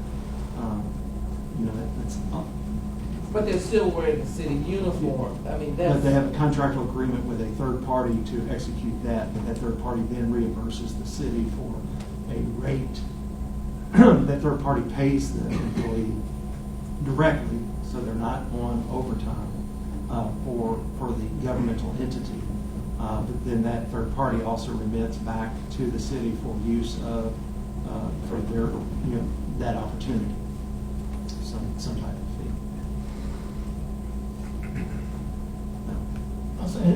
I sat here and listened to all this. The laws don't protect the good people, the innocent people. They protect the ones who are trying to get you. I mean, sometimes I just say, not being excused or not, but I think we got too many laws. We're not loving each other and taking care and doing what we're supposed to do as children of God. It's mind-boggling to me. While we can't have an agreement with the city, those policemen or whoever to go over there and work. I don't know. And if there's people out there against that, well, sorry. I think we just need to be human beings and do what we need to do to help each other. Can we give them a line like, can we do that? To work through a third party, that's the legislative purview of this body to implement that type of policy to where an external employee, if they were going to be in uniform or utilizing city resources, Mr. Withers, I don't know, you kind of, where do you draw that? I can see them using it at school, but what if Walmart decides if they have so much loss out there, let's hire officers and stand them out there, all day long in uniform. But I mean, there's another. I guess the gas company's using the sheriff's department to block off streets all day long while the contractors work. I mean, school's one thing, but then you get into the private. I don't know. Well, let's, if I may, I'm sorry, Commissioner. I was going to say, if I could suggest is that, we wanted to bring this up for discussion, and some good discussions, but it's nothing. I would say that this morning that I would just ask for you to take what we talked about, give us some thought, give us some feedback on it, so we can, for the next commission meeting, draft up some consideration for potential action on it. But I do want to be clear, because sadly it's been misconstrued. this discussion is not about preventing anybody from having outside employment. Although there's been some that have made that claim, and that is farthest from the truth. This is about, as Mike said, it's about fair, but also that the city has an obligation to our citizens to understand that our public dollars are being utilized not for personal gain, and then also from a liability standpoint that we're not opening for potential legal challenges down the road that would further tax our limited financial resources. It is not about telling that somebody couldn't have outside employment. Well, we're not the first to face this, No. so I would be interested in looking at some other like kinds of places to see what they're doing, and so we don't have to reinvent the wheel. And this week at KLC conference, I think we might have some opportunity to explore with KLC and get some feedback as well on that, and some other communities that will be there to see. Well, just throw out a simple theory. And the city employee, street worker, street department, they got the shirt on or whatever. Off duty, they go and mow somebody's yard or fixes the sewer line. They see that shirt on the city. They think he's doing it for the city. Mm-hmm. So does that man need to take his shirt off before he does anything? Yeah. I mean, really? Because he's not a representative for, and in similar, we've had folks that have left employment that have had city property T-shirts or whatever, and they've gone out, and people think they're still a part of the city, and so, and they're not, and they go and do something, then it comes back on the city, that the city potentially opens itself up for some legal potential, because of the society of living. Oh, yes. Doesn't mean it'll stick, but Right. doesn't stop anybody from suing. So you gotta defend it if they do. Chief, is there anything else you'd like to address? Thanks, Chief. Thank you. Move on to our next note item. We have a request in your packet on page 47 from the Chamber of Commerce for street closure for Main Street for the Christmas parade on December the 7th. And Lauren is here to make that formal request. How's it going? So this is nothing new. The Christmas parade is going to be December the 7th, starting at Bourbon County High School, going all the way down to the courthouse. We currently have a poll out to find out what the theme for this year's Christmas parade is, and hopefully we'll shortly be starting taking applications for the parade. So that's why we need to go ahead and get this started. People are on me already about trying to get this going. So this is the same route that we do every year. We just need to get the approval. Starting at 6 o'clock? 5:30, yeah. Yeah, we did it a little earlier last year, and it was actually really nice. So I moved it up just a tiny bit this year. So that's the reason for that. Your request, and you still require the normal procedure going through the state with the encroachment permit as well as Main Street is a state road. But from the city's perspective, you've heard the request. What's the pleasure? Motion to approve. I have a motion and a second to authorize the closure of Main Street for the annual Christmas parade to be held on December the 7th. Any other discussion or questions? Roll call, please. Commissioner Peru? Yes. Commissioner Brooks? Yes. Commissioner Galbraith? Yes, ma'am. Commissioner Allen Edwards? Mayor Plummer? Yes. Motion carries. Thank And you. Lauren, before you leave the table, also, Commission, we received a request for another event to happen on October the 24th in the downtown. Yesterday, that request was amended to include a consideration of closing 6th Street between High and Main Street for an event on Thursday, October the 24th.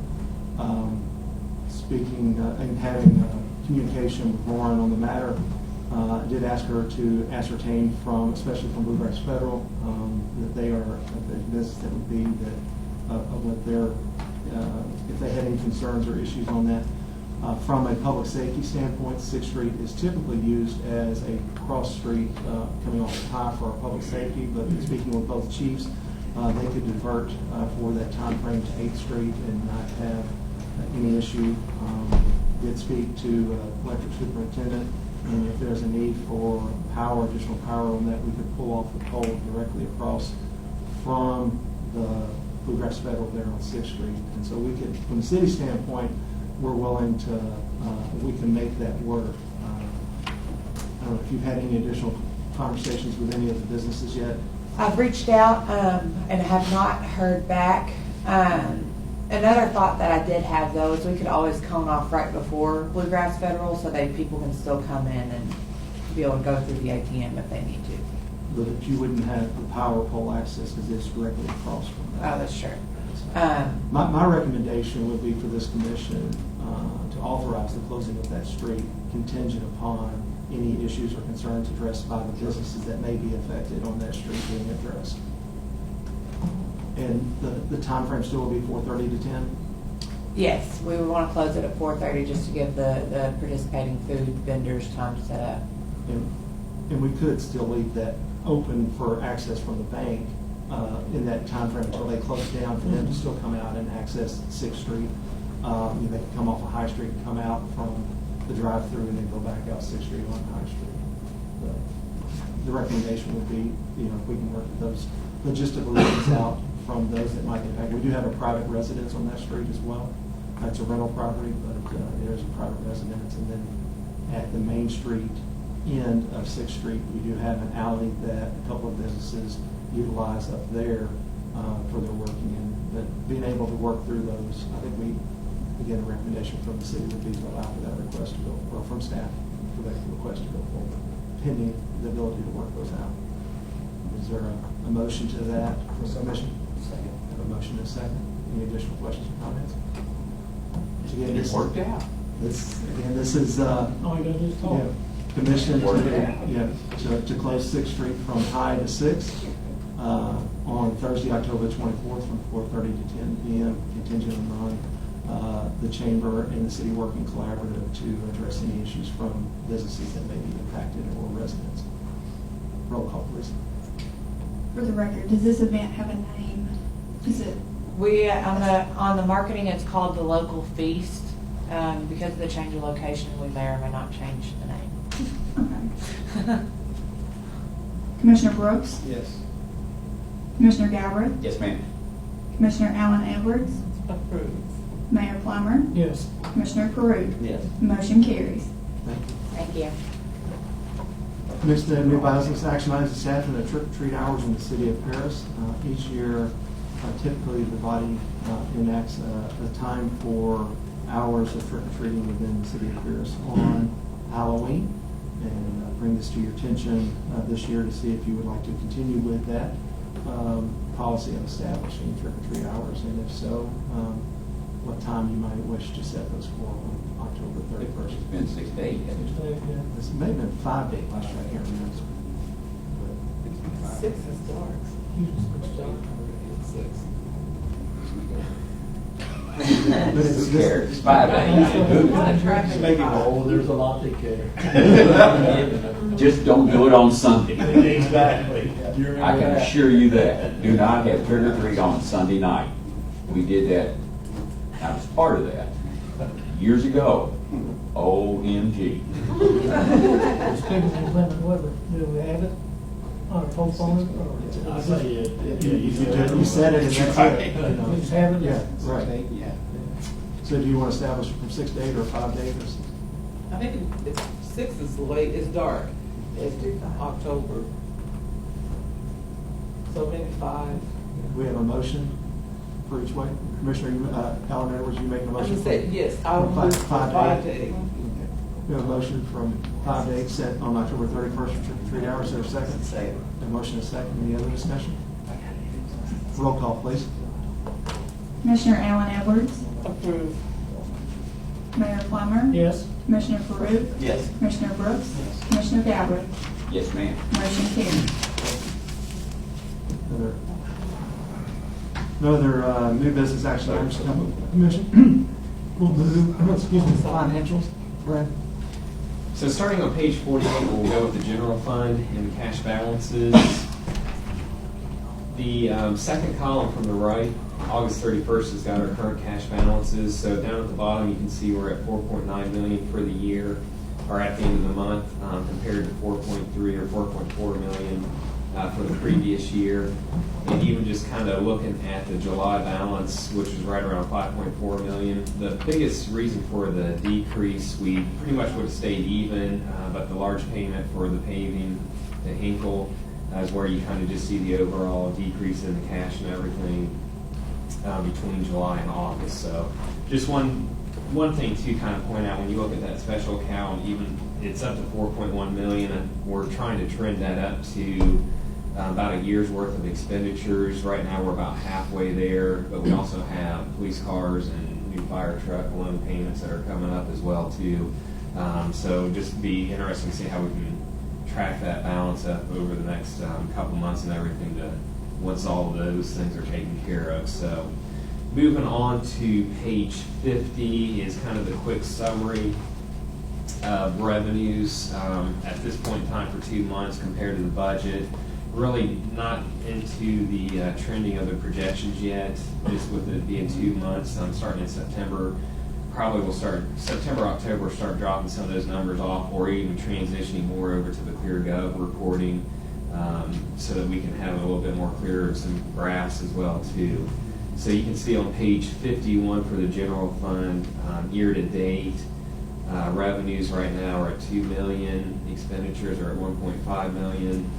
So we're trending ahead right now, revenues over expenditure just right under 500,000. Moving on to page 65 is the cash balances for the utility fund. As you can kind of see, we have grown that balance pretty significant since June of 18, up about 400,000. So at the end of August, we were at 1.6 million compared to last year, 1.3 million. So roughly just about a $300,000 increase in those balances as well too. Moving on to page 67. Once again, let's see here. Actually, these do have some projections in there at this point in time, but as you can see right now from an actual standpoint, you know what, I think the wrong page got printed. I think I gave you the wrong page. June 30. Yeah, I think that's a June 30 number versus the August 31st, so I apologize that I didn't pick up on that. But I know as far as on, I'll get those sheets kind of redone and get those sent out and everything. So, but the printouts that you have behind there are as of August 31st, are there. So,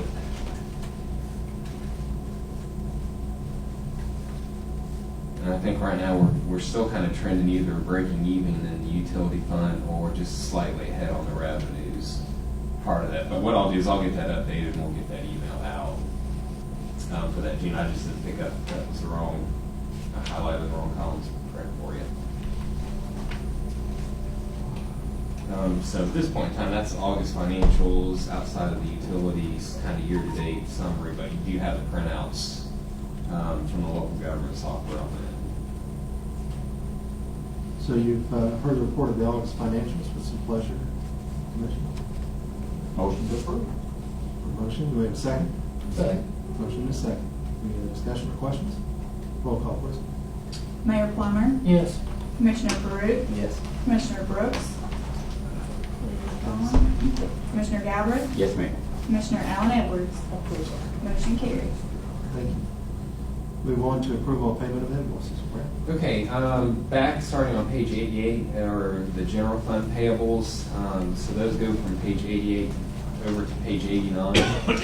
For the general fund, we'll need approval of $125,490.20. Starting on page 90 is the utility funds, and that goes over to page 91 as well too.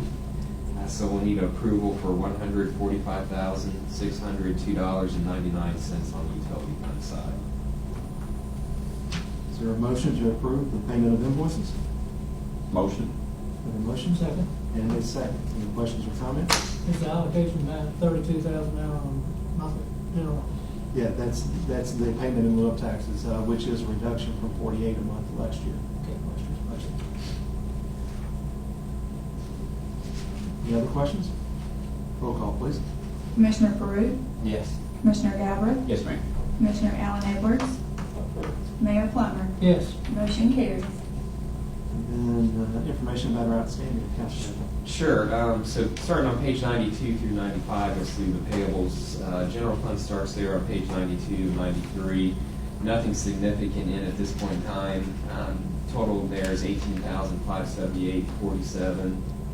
And then also just kind of moving on to the utility fund, you'll see the total there on page 95 of $23,289.21. Nothing really significant to point out on either one of those as far as outstanding goes. Any questions for Brett? Thank you, Brett. Thank you. We'll move to our report section, outside agencies, and we'll hear from tourism first this morning. If you wouldn't mind, maybe come up to the microphone, please. September, as always, is a pretty big month for downtown events. Last time I talked to you, it was prior to Art Walk, and now Art Walk is over, and it started out slow at 94 degrees. It was, when the sun got a little lower, the crowd started coming. So I consider it a very successful event. Again, there were more artists inside and outside. Of course, with everything, it was up to the last minute on things that happened.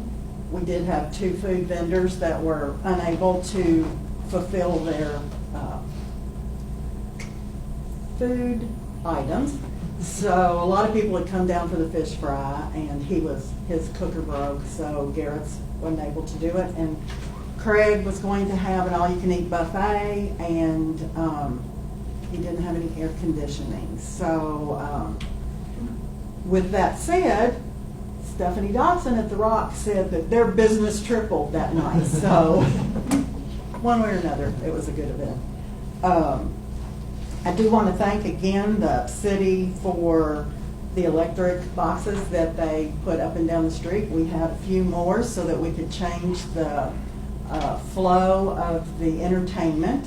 And the police department, once again, they're always great. They're there, they're helpful, they get the traffic through, they get the cars moved off the street.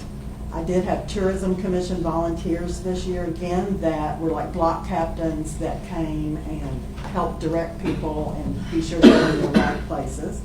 The newspaper, of course, Paul was there taking pictures, Phoebe was there reporting live, and Becca was down. So that's really great, because then they gave us some good press, and we had a lot of stories and information in there as well. So it's truly, can't forget Judy Hudson at the park, because they bring in the trash cans and those heavy, heavy picnic tables. So we do appreciate that too. So it takes lots of people to put on everything that we do. Then of course after that was Oktoberfest and Pumpkin Fest, and both of those events were very, very, very successful. Lauren may talk a little bit about Oktoberfest. I just wanted to say that I was pleased to help promote that for them. And there again, 2 wonderful nights of hot weather. So that was helpful.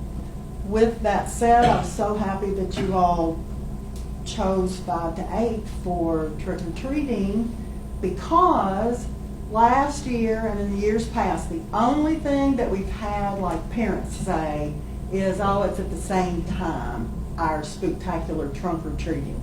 So this year we'll be able to arrange the trunk-or-treating so that children can trunk-or-treat here, which I want to do in the parking lot because it went over so well, so safe.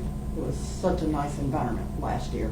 And then they'll be able to go home and trick-or-treat in their neighborhood as well. So thank you all for doing 5 to 8. Also, I have, with Trunk or Treat, we'll still do the Touch a Truck, and I hope to get more people involved this year. Get the fire truck to come and, just for the children to touch a truck, work with Hinkle again. I've already got, that big giant tractor that was at, our block. They're gonna come for the children to, touch that as well, and that was the Farm Bureau.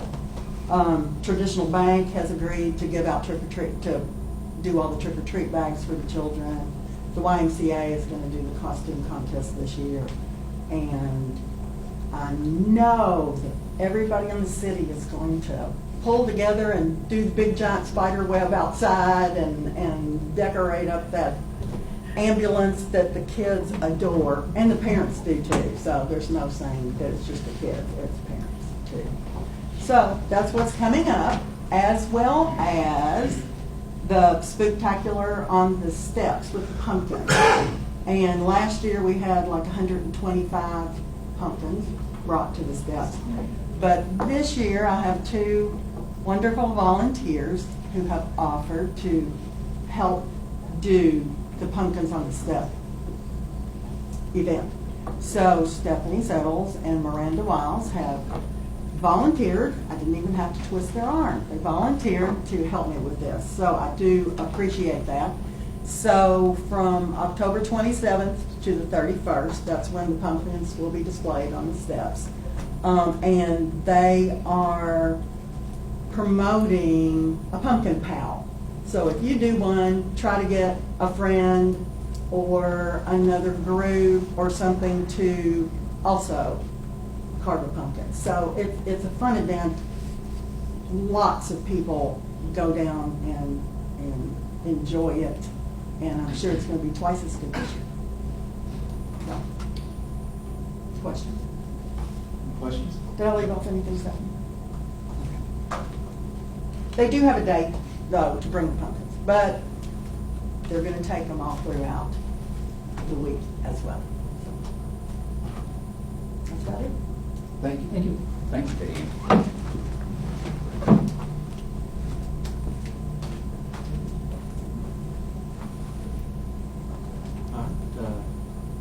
Laura's still here? Is she? Yeah. Oh, she, okay.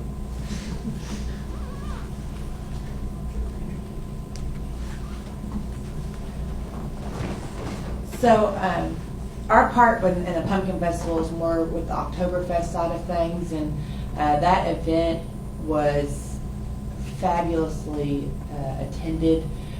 There was a completely different group from the Festival on Fifth group, so that was really nice to see.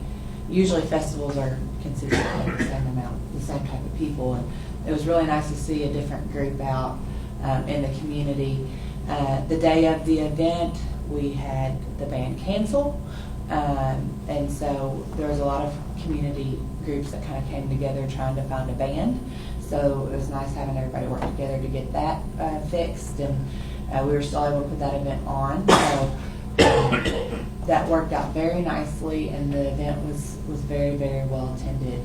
I spoke with Ned after the Pumpkin Festival, and he said that he doesn't know how much money AccuTrade made this year, but they definitely made more than they have in previous years. So that's great to hear that it was such a well-attended event, even though it was so hot. So that we're very, very proud to have such good attendance downtown. Last week we also hosted Leadership Central Kentucky. Thank you all for coming and talking to the group. I received probably 5 or 6 emails from different people in the group saying how awesome our town was. They really loved, we have some all-star stuff to show them, and from, Hunt Brothers doing the personality tests to, they really, really loved seeing him. So it was a very, very well presented day to different business leaders from all over Central Kentucky. And then the mayor and Darren also came and spoke to the group at the end of the day. They loved Hartfield. It was just a very good day to present Bourbon County to these people. Moving on Thursday we have our first Youth Leadership Day. That will be Agriculture Day. Next month, I think we're coming to you guys. So we're very excited to kick off youth leadership again. We have a very good group. We have 11 students from Paris and 18 students from Bourbon County. And they're very outgoing. So I'm excited to have a little bit different of a group this year. They're very chatty. So I'm excited to kick that off again this year. Moving on into October, we also have another kickoff, 2 more kickoff things that we're doing. One, we're starting small business workshops, and I'm partnering with Sean Burns at Mustard Seed Hill to start doing that. He has a very good eye for business development, so he's going to help me with different topics of small business workshops that we're going to be doing hopefully monthly throughout the next year. And then we've started a women in business group that has very, very good feedback. We have 82 women signed up so far for that event. We can only take 90, and that is going to be at the New Hunt Brothers location with Aaron Ferguson kicking that off. We'll be taking up a donation for breast cancer awareness during that event, and we want all of our ladies to wear pink for that. So that'll be on October the 30th. That's all we have coming up in October for now, besides the event on the 24th as well. I'll touch on that really quick. We're partnering with Rooster Brewing and Oasis, and then Chamber of Tourism to bring that's going to be an acoustic style festival with 2 local groups. One of them is Kara Shepard. She is a graduate from Paris High School, and she is a singer. She's auditioned for The Voice. She's awesome. She's a really good singer. And then we're going to have Hopewell Launders open up for her. And then we're going to have a lot of food vendors participate in that as well. So that is on the 24th on 6th Street, and we'll be getting information out about that soon. So that's all we have coming up for now. Lots going on. So any questions, I'll take them. Ribbon cutting. Oh, yeah. We have a ribbon cutting a week from yesterday. It's going to be this coming Monday at 4:30. And that is going to be at the Paris Fight Academy. It's 420 Main Street. It's the old Paris Antique Mall. What do they do? I mean, teach them how Matt, do you know more about it? It's martial arts and MMA and kickboxing, and they're gonna have like classes and stuff. But it's also for exercise. Like, it's not just like we're gonna teach you how to fight. It's like you can take exercise classes there as well. From my understanding. Are you gonna sign up, Mary? No. I can do some kickboxing. But yeah, we're excited to have them downtown. Another business downtown. It's great. So as long as we get those stores filled, I'm excited. All right. By the way, I'll just toss. Can I add something? Yeah.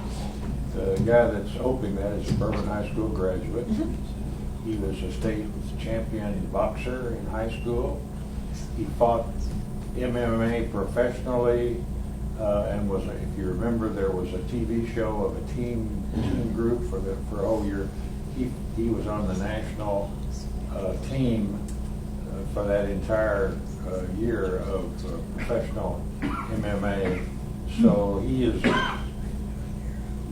well qualified for what he's teaching, and he did say to me that their big thing is for training and teaching as opposed to having, fights. That's not their main purpose for opening. Although they will have an octagon, and they will be able to promote fights there. Browning, last name Browning. Oh, yeah. So if any of you want to settle something, he's not a big guy. Don't mess with him. Yeah. Yeah. All right. Thank you. Andrea, planning zone. Okay, so we have this comprehensive plan festival coming up, and those are both really hard ones to follow. Sorry, I can't help but be corny. So last night we had the kickoff of the second half of our working group meetings for the comprehensive plan update. That was the 16th meeting last night that we've had.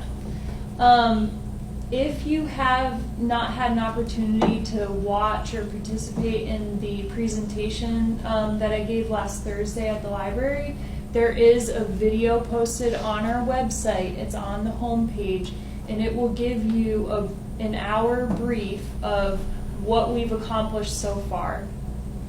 So you're talking 15 meetings summed up into an hour of a presentation. So I'd encourage you to watch that video, please, because this is material that you all are going to be considering and voting on soon. So you need to become familiar with it. So tonight is our first Heritage and Urban Forum meeting. It's at the library from 6 to 8 p.m.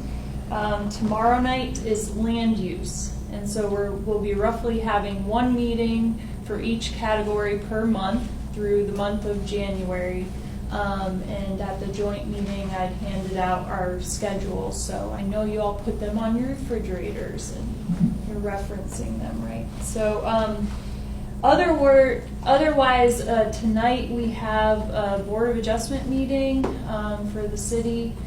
And the application on that is a variance request, again, for CMWA. There was some dispute between Kentucky Smelting and CMWA regarding the manner of the setback that was approved at the last meeting. So for the sake of clarification, they've resubmitted requesting a rear setback rather than a side setback. So the board will be considering that tonight at 5:30 here in this room. Lastly, next Wednesday, October 2nd, the Board of Architectural Review will be meeting here in the city building in meeting room 125. That is a public meeting for anyone that would like to attend. They're going to be considering bylaws for the group. That is at 4 p.m. Here in this building. So. What day was that? October 2nd, Wednesday. And the advertisement will be in the paper this Thursday. But if you all have, anything you need to catch up with me on, feel free to come in and see me. But that's what we've got going on with the planning office. We're comprehensive plan. Question? Comprehensive plan land. Thank you, Andrew. Thank you. Gordon, from EDA?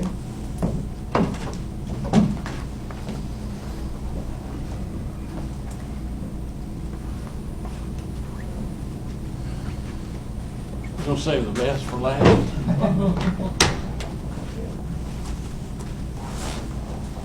Well, we've had a busy week. Last week, we took our lobbying trip to Washington, D.C. to a lobby for the bill grant for 460. We had 12 participants. We had a real cross-section. We had 4 from Scott County and 8 from Bourbon County. We had our school superintendent, Bourbon County school superintendent, Jeff Birdsong spoke, John Mahan, who represented the hemp industry, the side farming, and they did a commendable job. Well, all the speakers did. We started the morning with our consultant, Andy Seth, at his office next to the Capitol. From there, we went to the Capitol, met with Senator McConnell, and after that, we met with his staff to, each person gave a presentation on why we should be awarded the bill grant. So from there, we went to the White House and met with rural development staff, and these same folks made a presentation there. It was very well received. We left there, went to Senator Paul's office, and all these meetings was very well received. And then from there, we went to Andy Barr's office, and of course, he's been advocating for this project forever. And so he went with us to Secretary Chow's office. We had the good fortune, it was good timing. We met also the administrator of the Federal Highway Administration was present along with Secretary Chow, and our Chief of Staff, Todd Inman, who's a Kentuckian, and some other staffers. And it really went into overtime. We started the meeting at 4:30 and we were out there about 6, I think. But the staff really grilled our folks and asked a lot of good questions. Jeff Birdsong and Ken Minky from Toyota and Jeff from CMWA really, for whatever reason, they asked a lot of questions about components, subcontractors in the area and all that. So all in all, I thought it, and the group thought it went well. They're going to announce it here in about 4 weeks. So, but we've done everything that Todd Inman had requested earlier in the year that we resubmit and correct. So we'll see what happens. From there, this week on Thursday, we're going to have our industry roundtable meeting, and it's going to feature the Bourbon County Technology Group that won a state award and is going for the nationals. So it's going to be held at the Parish Hall. I guess 2 weeks ago I met with Ag Tech and ColorPoint, and they're now online drying the hemp. It is most impressive operation. Supposedly this is the only operation like this in the country. It looks like a daggone car wash with the 2 big brushes at the end of the line there, but they're say it's really going well. They worked 2 weekends in a row around the clock trying to get all the components together to get started in the operation. So that's moving along, but their processing plant at the industrial park is not as fortunate. They're having some delays in delivery of equipment, so it looks like now it's going to be late November or early December for that. And then I guess lastly, EDA authorized me to purchase, we purchased 20 acres of land at the T intersection of Cleveland Drive. There, it's all road frontage, so we feel like that'll be a real asset to us in future to attract other companies. So, Stan, if I missed anything? So, anybody got any questions? Thank you all. Thanks, Gordon. Move next to our city staff reports, and Chief Duffy.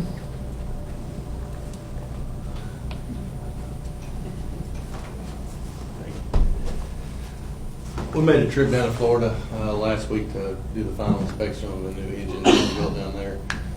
We had a small punch list for them to do corrections and some changes. It should be delivered up here, I would assume, in the next couple of weeks, if not a little bit sooner. The equipment that was delayed for the other truck is actually on its way here now. It's actually in Ohio. So part of it's sitting up there, part of it's sitting on a truck somewhere in between here and there, wherever there is. So hopefully that truck will be online in about 2 weeks is what my game plan is, to have that truck actually online. And then actually the new engine will actually follow that by about 2 weeks once the training's conducted on it. So I look for in the next month to have, month and a half to have everything online. Other than that, we're trucking along. You got any questions? Questions for the Chief Duffy? No, thanks, Chief. Thank you. Move over to Chief Best. I have nothing right now, thank you. Chad, you have anything? The system has created quite a demand over the past several months, and I think we've come to the conclusion at the water plant that we're going to have to add an additional shift. The good news is we've got the staffing for it. So I think the sooner the better. I need to shuffle a couple guys around. As long as that's kosher with everybody, I think that's going to be in everyone's best interest.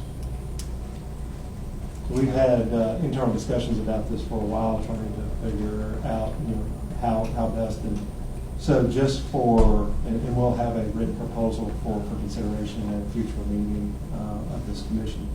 But Chad, when you talk about a shift, are you just for the commission's education and understanding? What do you mean by a shift? We're set up to run 16 hours a day. The plant's designed to run 24. we're leaving too many hours on the table. We can't increase our flow anymore, but we can reduce our flow and incorporate those additional hours. What we're running into is our low demand time is through the night. We have nobody there. We have some guys that are staying over and some guys that are coming in early. And they're starting to, they're working 12, 13 hours a day a lot of times, and they're starting to wear now. So we need to, and plus it's the overtime. We also have an applicant that's kind of been in the wings. If we get to a place that's a certified applicant. So you're talking, again, for commission's edification, that are you talking cross shifts? You're talking 3 8-hours? 3 8-hour shifts. And so, Sunday night through Friday morning, and we would staff as normal on the weekends. And for the time frame to make a batch of water, for lack of a better term, we have roughly commissioned about 3 million gallons in the system at a given time, 1 million roughly in running through the pipes, and a couple million in tanks on that. And so to run a shift, to make water keep up is what we're talking about, being able to do, to expand into a 3 8-hour shift there. There's a lot of benefits and very few cons, so to speak. And water quality is definitely a plus. Overtime will be cut. A couple guys probably won't like that, but we should see a little bit of reduction in overtime through the week. Equipment is meant to be ran pretty much 24/7, so it will be less starting and stopping. And then there should be a reduction in the amount of chemical we have to treat with as well. Because, why would it be a reduction of the amount of? And the slower we flow water through the system, through our plant, the longer it has time to, or the chemicals we add have time to work. So we can actually use less chemical because it's actually having a longer period of time to work. What we call is contact time or detention time. Chad, with the, lack of rain, is our water quality, are you doing something different over there with the water quality now that we don't have any flow to it and it's just kind of, I call it a stagnant pool? Or? Yeah, we're actually in good shape. We're about 12.6, and we're about not quite a foot below pool. So we're in good shape. Our water quality is still good. We still treat as normal. We don't have any taste or odor issues. Okay. If we do, nobody's informed us. Okay. Any other questions for Chad? All right, thank you, Chad. Thank you. Patrick, you would like to please update us on a couple of projects that you got going on, the CMOM, and then also the status of the back truck, please?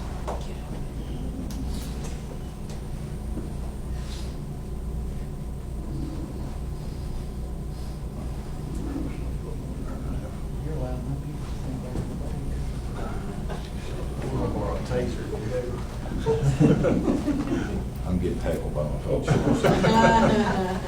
Only because of Dock truck should be here hopefully into the month. We got an update from Rob Steinman on it. On the CMOM, Mark Sneed called yesterday. He's waiting to call back on from me. Pretty much everything's been wrote. It's just a matter of going over it, I guess, and putting it in an official format. Just remind the commission and for others that may not be aware, the CMOM, what that acronym, for capacity management and maintenance. Operations and maintenance. Of our collection system of wastewater. 2 or 3 years ago, the state hit us with asset inventory. It was basically, as far as I'm concerned, the state looking at the various cities and saying, you got infrastructure, go find it. See what kind of shape it's in. We'd already done that. Just a matter of putting it together. And on this permit cycle, which theoretically our permit's supposed to be wrote every 5 years from the Division of Water, which entails what our discharge limits are, the quality, if you will, of our water we can discharge Stone Creek, and it gives us the permission, if you will, to dump into Stone Creek. And on this permit cycle, CMOM, was part of that permit cycle. So this is the capacity management and maintenance portion of it, which, as you guys well know, like every other city, we have issues when we have rainfall. We have infiltration, I. We get rain, our collection system takes groundwater that it shouldn't be taken, and it causes overflows. So I'm quite sure that that'll be one of the major hits that we'll take on them wanting us to continue to address those issues. In 2000, we done a major upgrade. They done basins 1, 3, and 5. The city broke down the basins, which is basically Main Street and High Street, for lack of better terms for you. And there was a replacement. If you remember, Main Street was cut, and there was a replacement of the sanitary storm. That alone eliminated roughly 50% of our I. Because what they discovered is the old storm sewer going down Main Street was collapsed. And in a heavy rain event, clay tile pipe, every 3 to 4 foot, it was bleeding out of the storm sewer going directly into the sanitary. So in a really hard rain event, I've seen flows of 11 million gallon, and 3 or 4 days later be down to 6. Our capacity of the plant is 2.7. Now we can take a pretty heavy hit, which would be nice right about now. It's kind of dry, and our flows will jump 5 to 6 million, and in less than 24 hours we're back down within hydraulic capacities of what we're designed to handle, which is going to be I think I know it's a sort of a silent thing. It's not really ever thought too much of, but with the potential of growth of industry, it's something I take a serious look at. I'm speaking solely for myself. I'm not an engineer. Don't represent engineers. Just wastewater guy. Our growth. We have the industrial park, and we have the south end of town. We have Houston Oaks. So these are areas that we're going to need to really look at, and then figure out how we're going to convey that waste from the south end of Paris or our industrial park out to the wastewater treatment plant on the bypass. Houston Oaks alone, I'll say this again, just to get your attention. Houston Oaks alone, if it fully develops out as platted, the homes that are platted, has the potential of producing 1 million gallon of flow a day. The Lexington Road lift station that we built, if you remember that conversation, that in no way, shape, fashion, or form, the receiving gravity sewer line is going to handle that flow. So we're going to definitely have to look at something else. And then depending on the industry that we get in, heavy water users are a major concern for Chad, for us, and then what they discharge, the quantity of what they discharge, of course, is a major concern of ours at the wastewater plant. We're continuing to work on water leaks. I feel pretty confident, therefore I'll say at the commission meeting, we've pretty much covered the location of our meters, active, non-active. The guys have done a really good job at addressing leaks, getting those found, dug up, and fixed.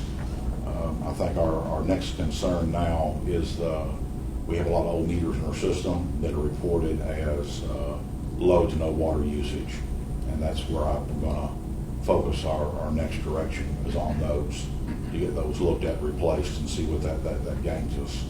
And then the 3 meters that Mike was talking about, I think that was an idea of an engineering firm. We've got 3 lines off our distribution system that dead end. You couldn't put that meter here in town because the system loops. It wouldn't tell you anything. But the line that runs out North Middletown Road, we can do a snapshot of it. The one going to Millersburg, the same, or the one at Georgetown Road, the same. And on the water distribution side, we still got 2 WX numbers out there that we're going to need to look at eventually, and that's to re-loop the water main at 2nd Street. It was cut off there because of a leak and never fixed. And then the looping of the water main out of the Paris Dam under 68, that one was also terminated due to a leak. So those were 2 loops, 2 directional bore sites, as far as I'm concerned, that sometime in the not too distant future we'll probably need to look at and get those. That's why if we ever have a major water leak over around the dump area, Little Avenue area, when we go to throttle that water back, it really hurts because we've only got one way the water's coming in. That loop's been cut. So that's all I got. Any questions? Patrick? Thank you, Patrick. Thank you, Patrick. A lot of the things that Patrick mentioned will tie in back to why we thought it was very judicious of doing the engineering and getting that out. Yes, please. Aaron?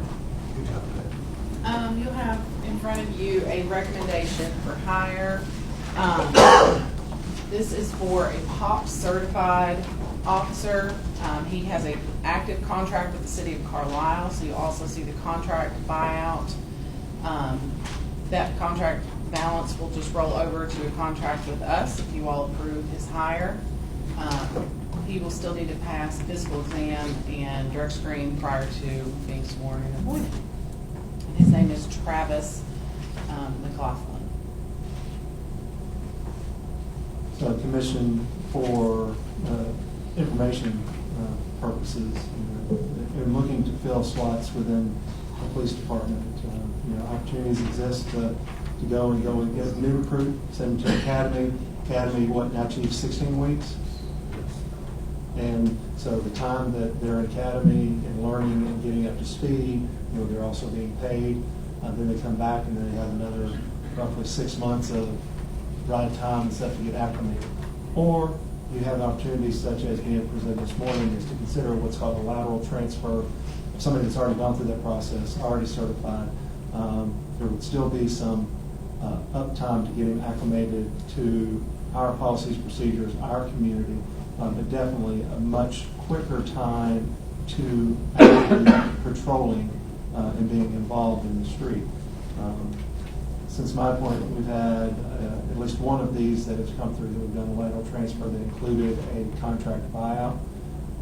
And comparing the cost and time associated with going through academy, cost of academy, cost of plan and training, comparative to buying out a contract is something that the commission considered then and we're asking you to consider now for that consideration of hiring level.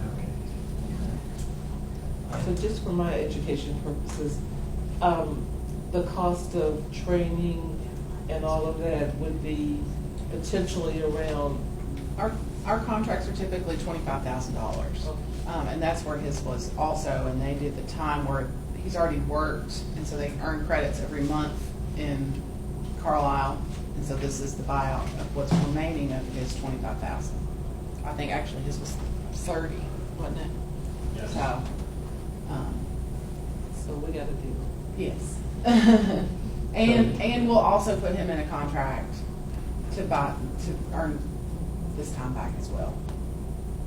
So the recommendation from the HR director, Chief Best, and the Office of City Manager is to engage in the contract offer to the City of Carlisle for the purchase and buyout of the contract at a rate of $10,000 for the city to employ Travis McLaughlin as a full-time police officer. We have a motion and a second. Any additional questions? Contingent upon passing a physical exam and a drug screen. That is correct. That is correct. Thank you for that clarification. Any other questions or comments? Chief, is there anything that you'd like to mention about that? No, he will be definitely be an asset. He will come with us with experience. As you and I spoke to him, he seems to be a very low-key individual, very nice, very respectful, and we are just we need folks more like him, and I think it'll work out great. So roll call, please. Commissioner Pruitt, Yes. Commissioner Galbraith, Yes, ma'am. Commissioner Allen Edwards, Mayor Plummer. Yes. Motion carries. Thank you. The only other thing that I'm working on is, of course, third quarter, lots of reports for the federal government, and working on getting flu shots, getting TB skin tests for the fire department. All of those things are just rolling along, so we'll let you guys know when we have flu shot clinic coming. So, yeah. And that, all the other departments, Stephanie? Brad? I think the only thing, last Friday started working on getting more information uploaded to the ClearGov website through August of 2019. I think probably sometime this week we'll have the website updated, so we'll have a lot more year-to-date information available out there, so.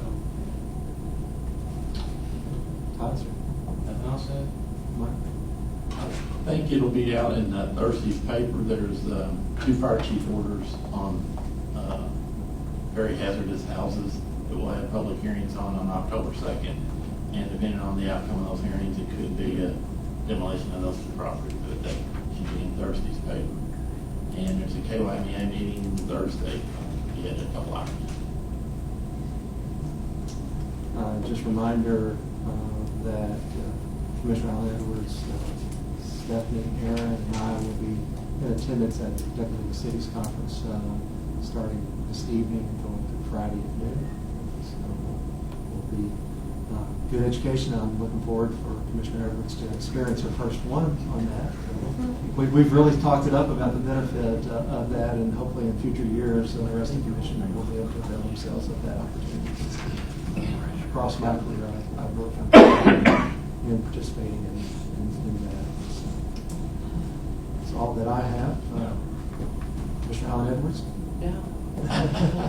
Commissioner Yawson? Mr. Britt? Mayor? The only thing, have we got anything upstairs on those, what are they? Redco left, we got anybody written yet? No.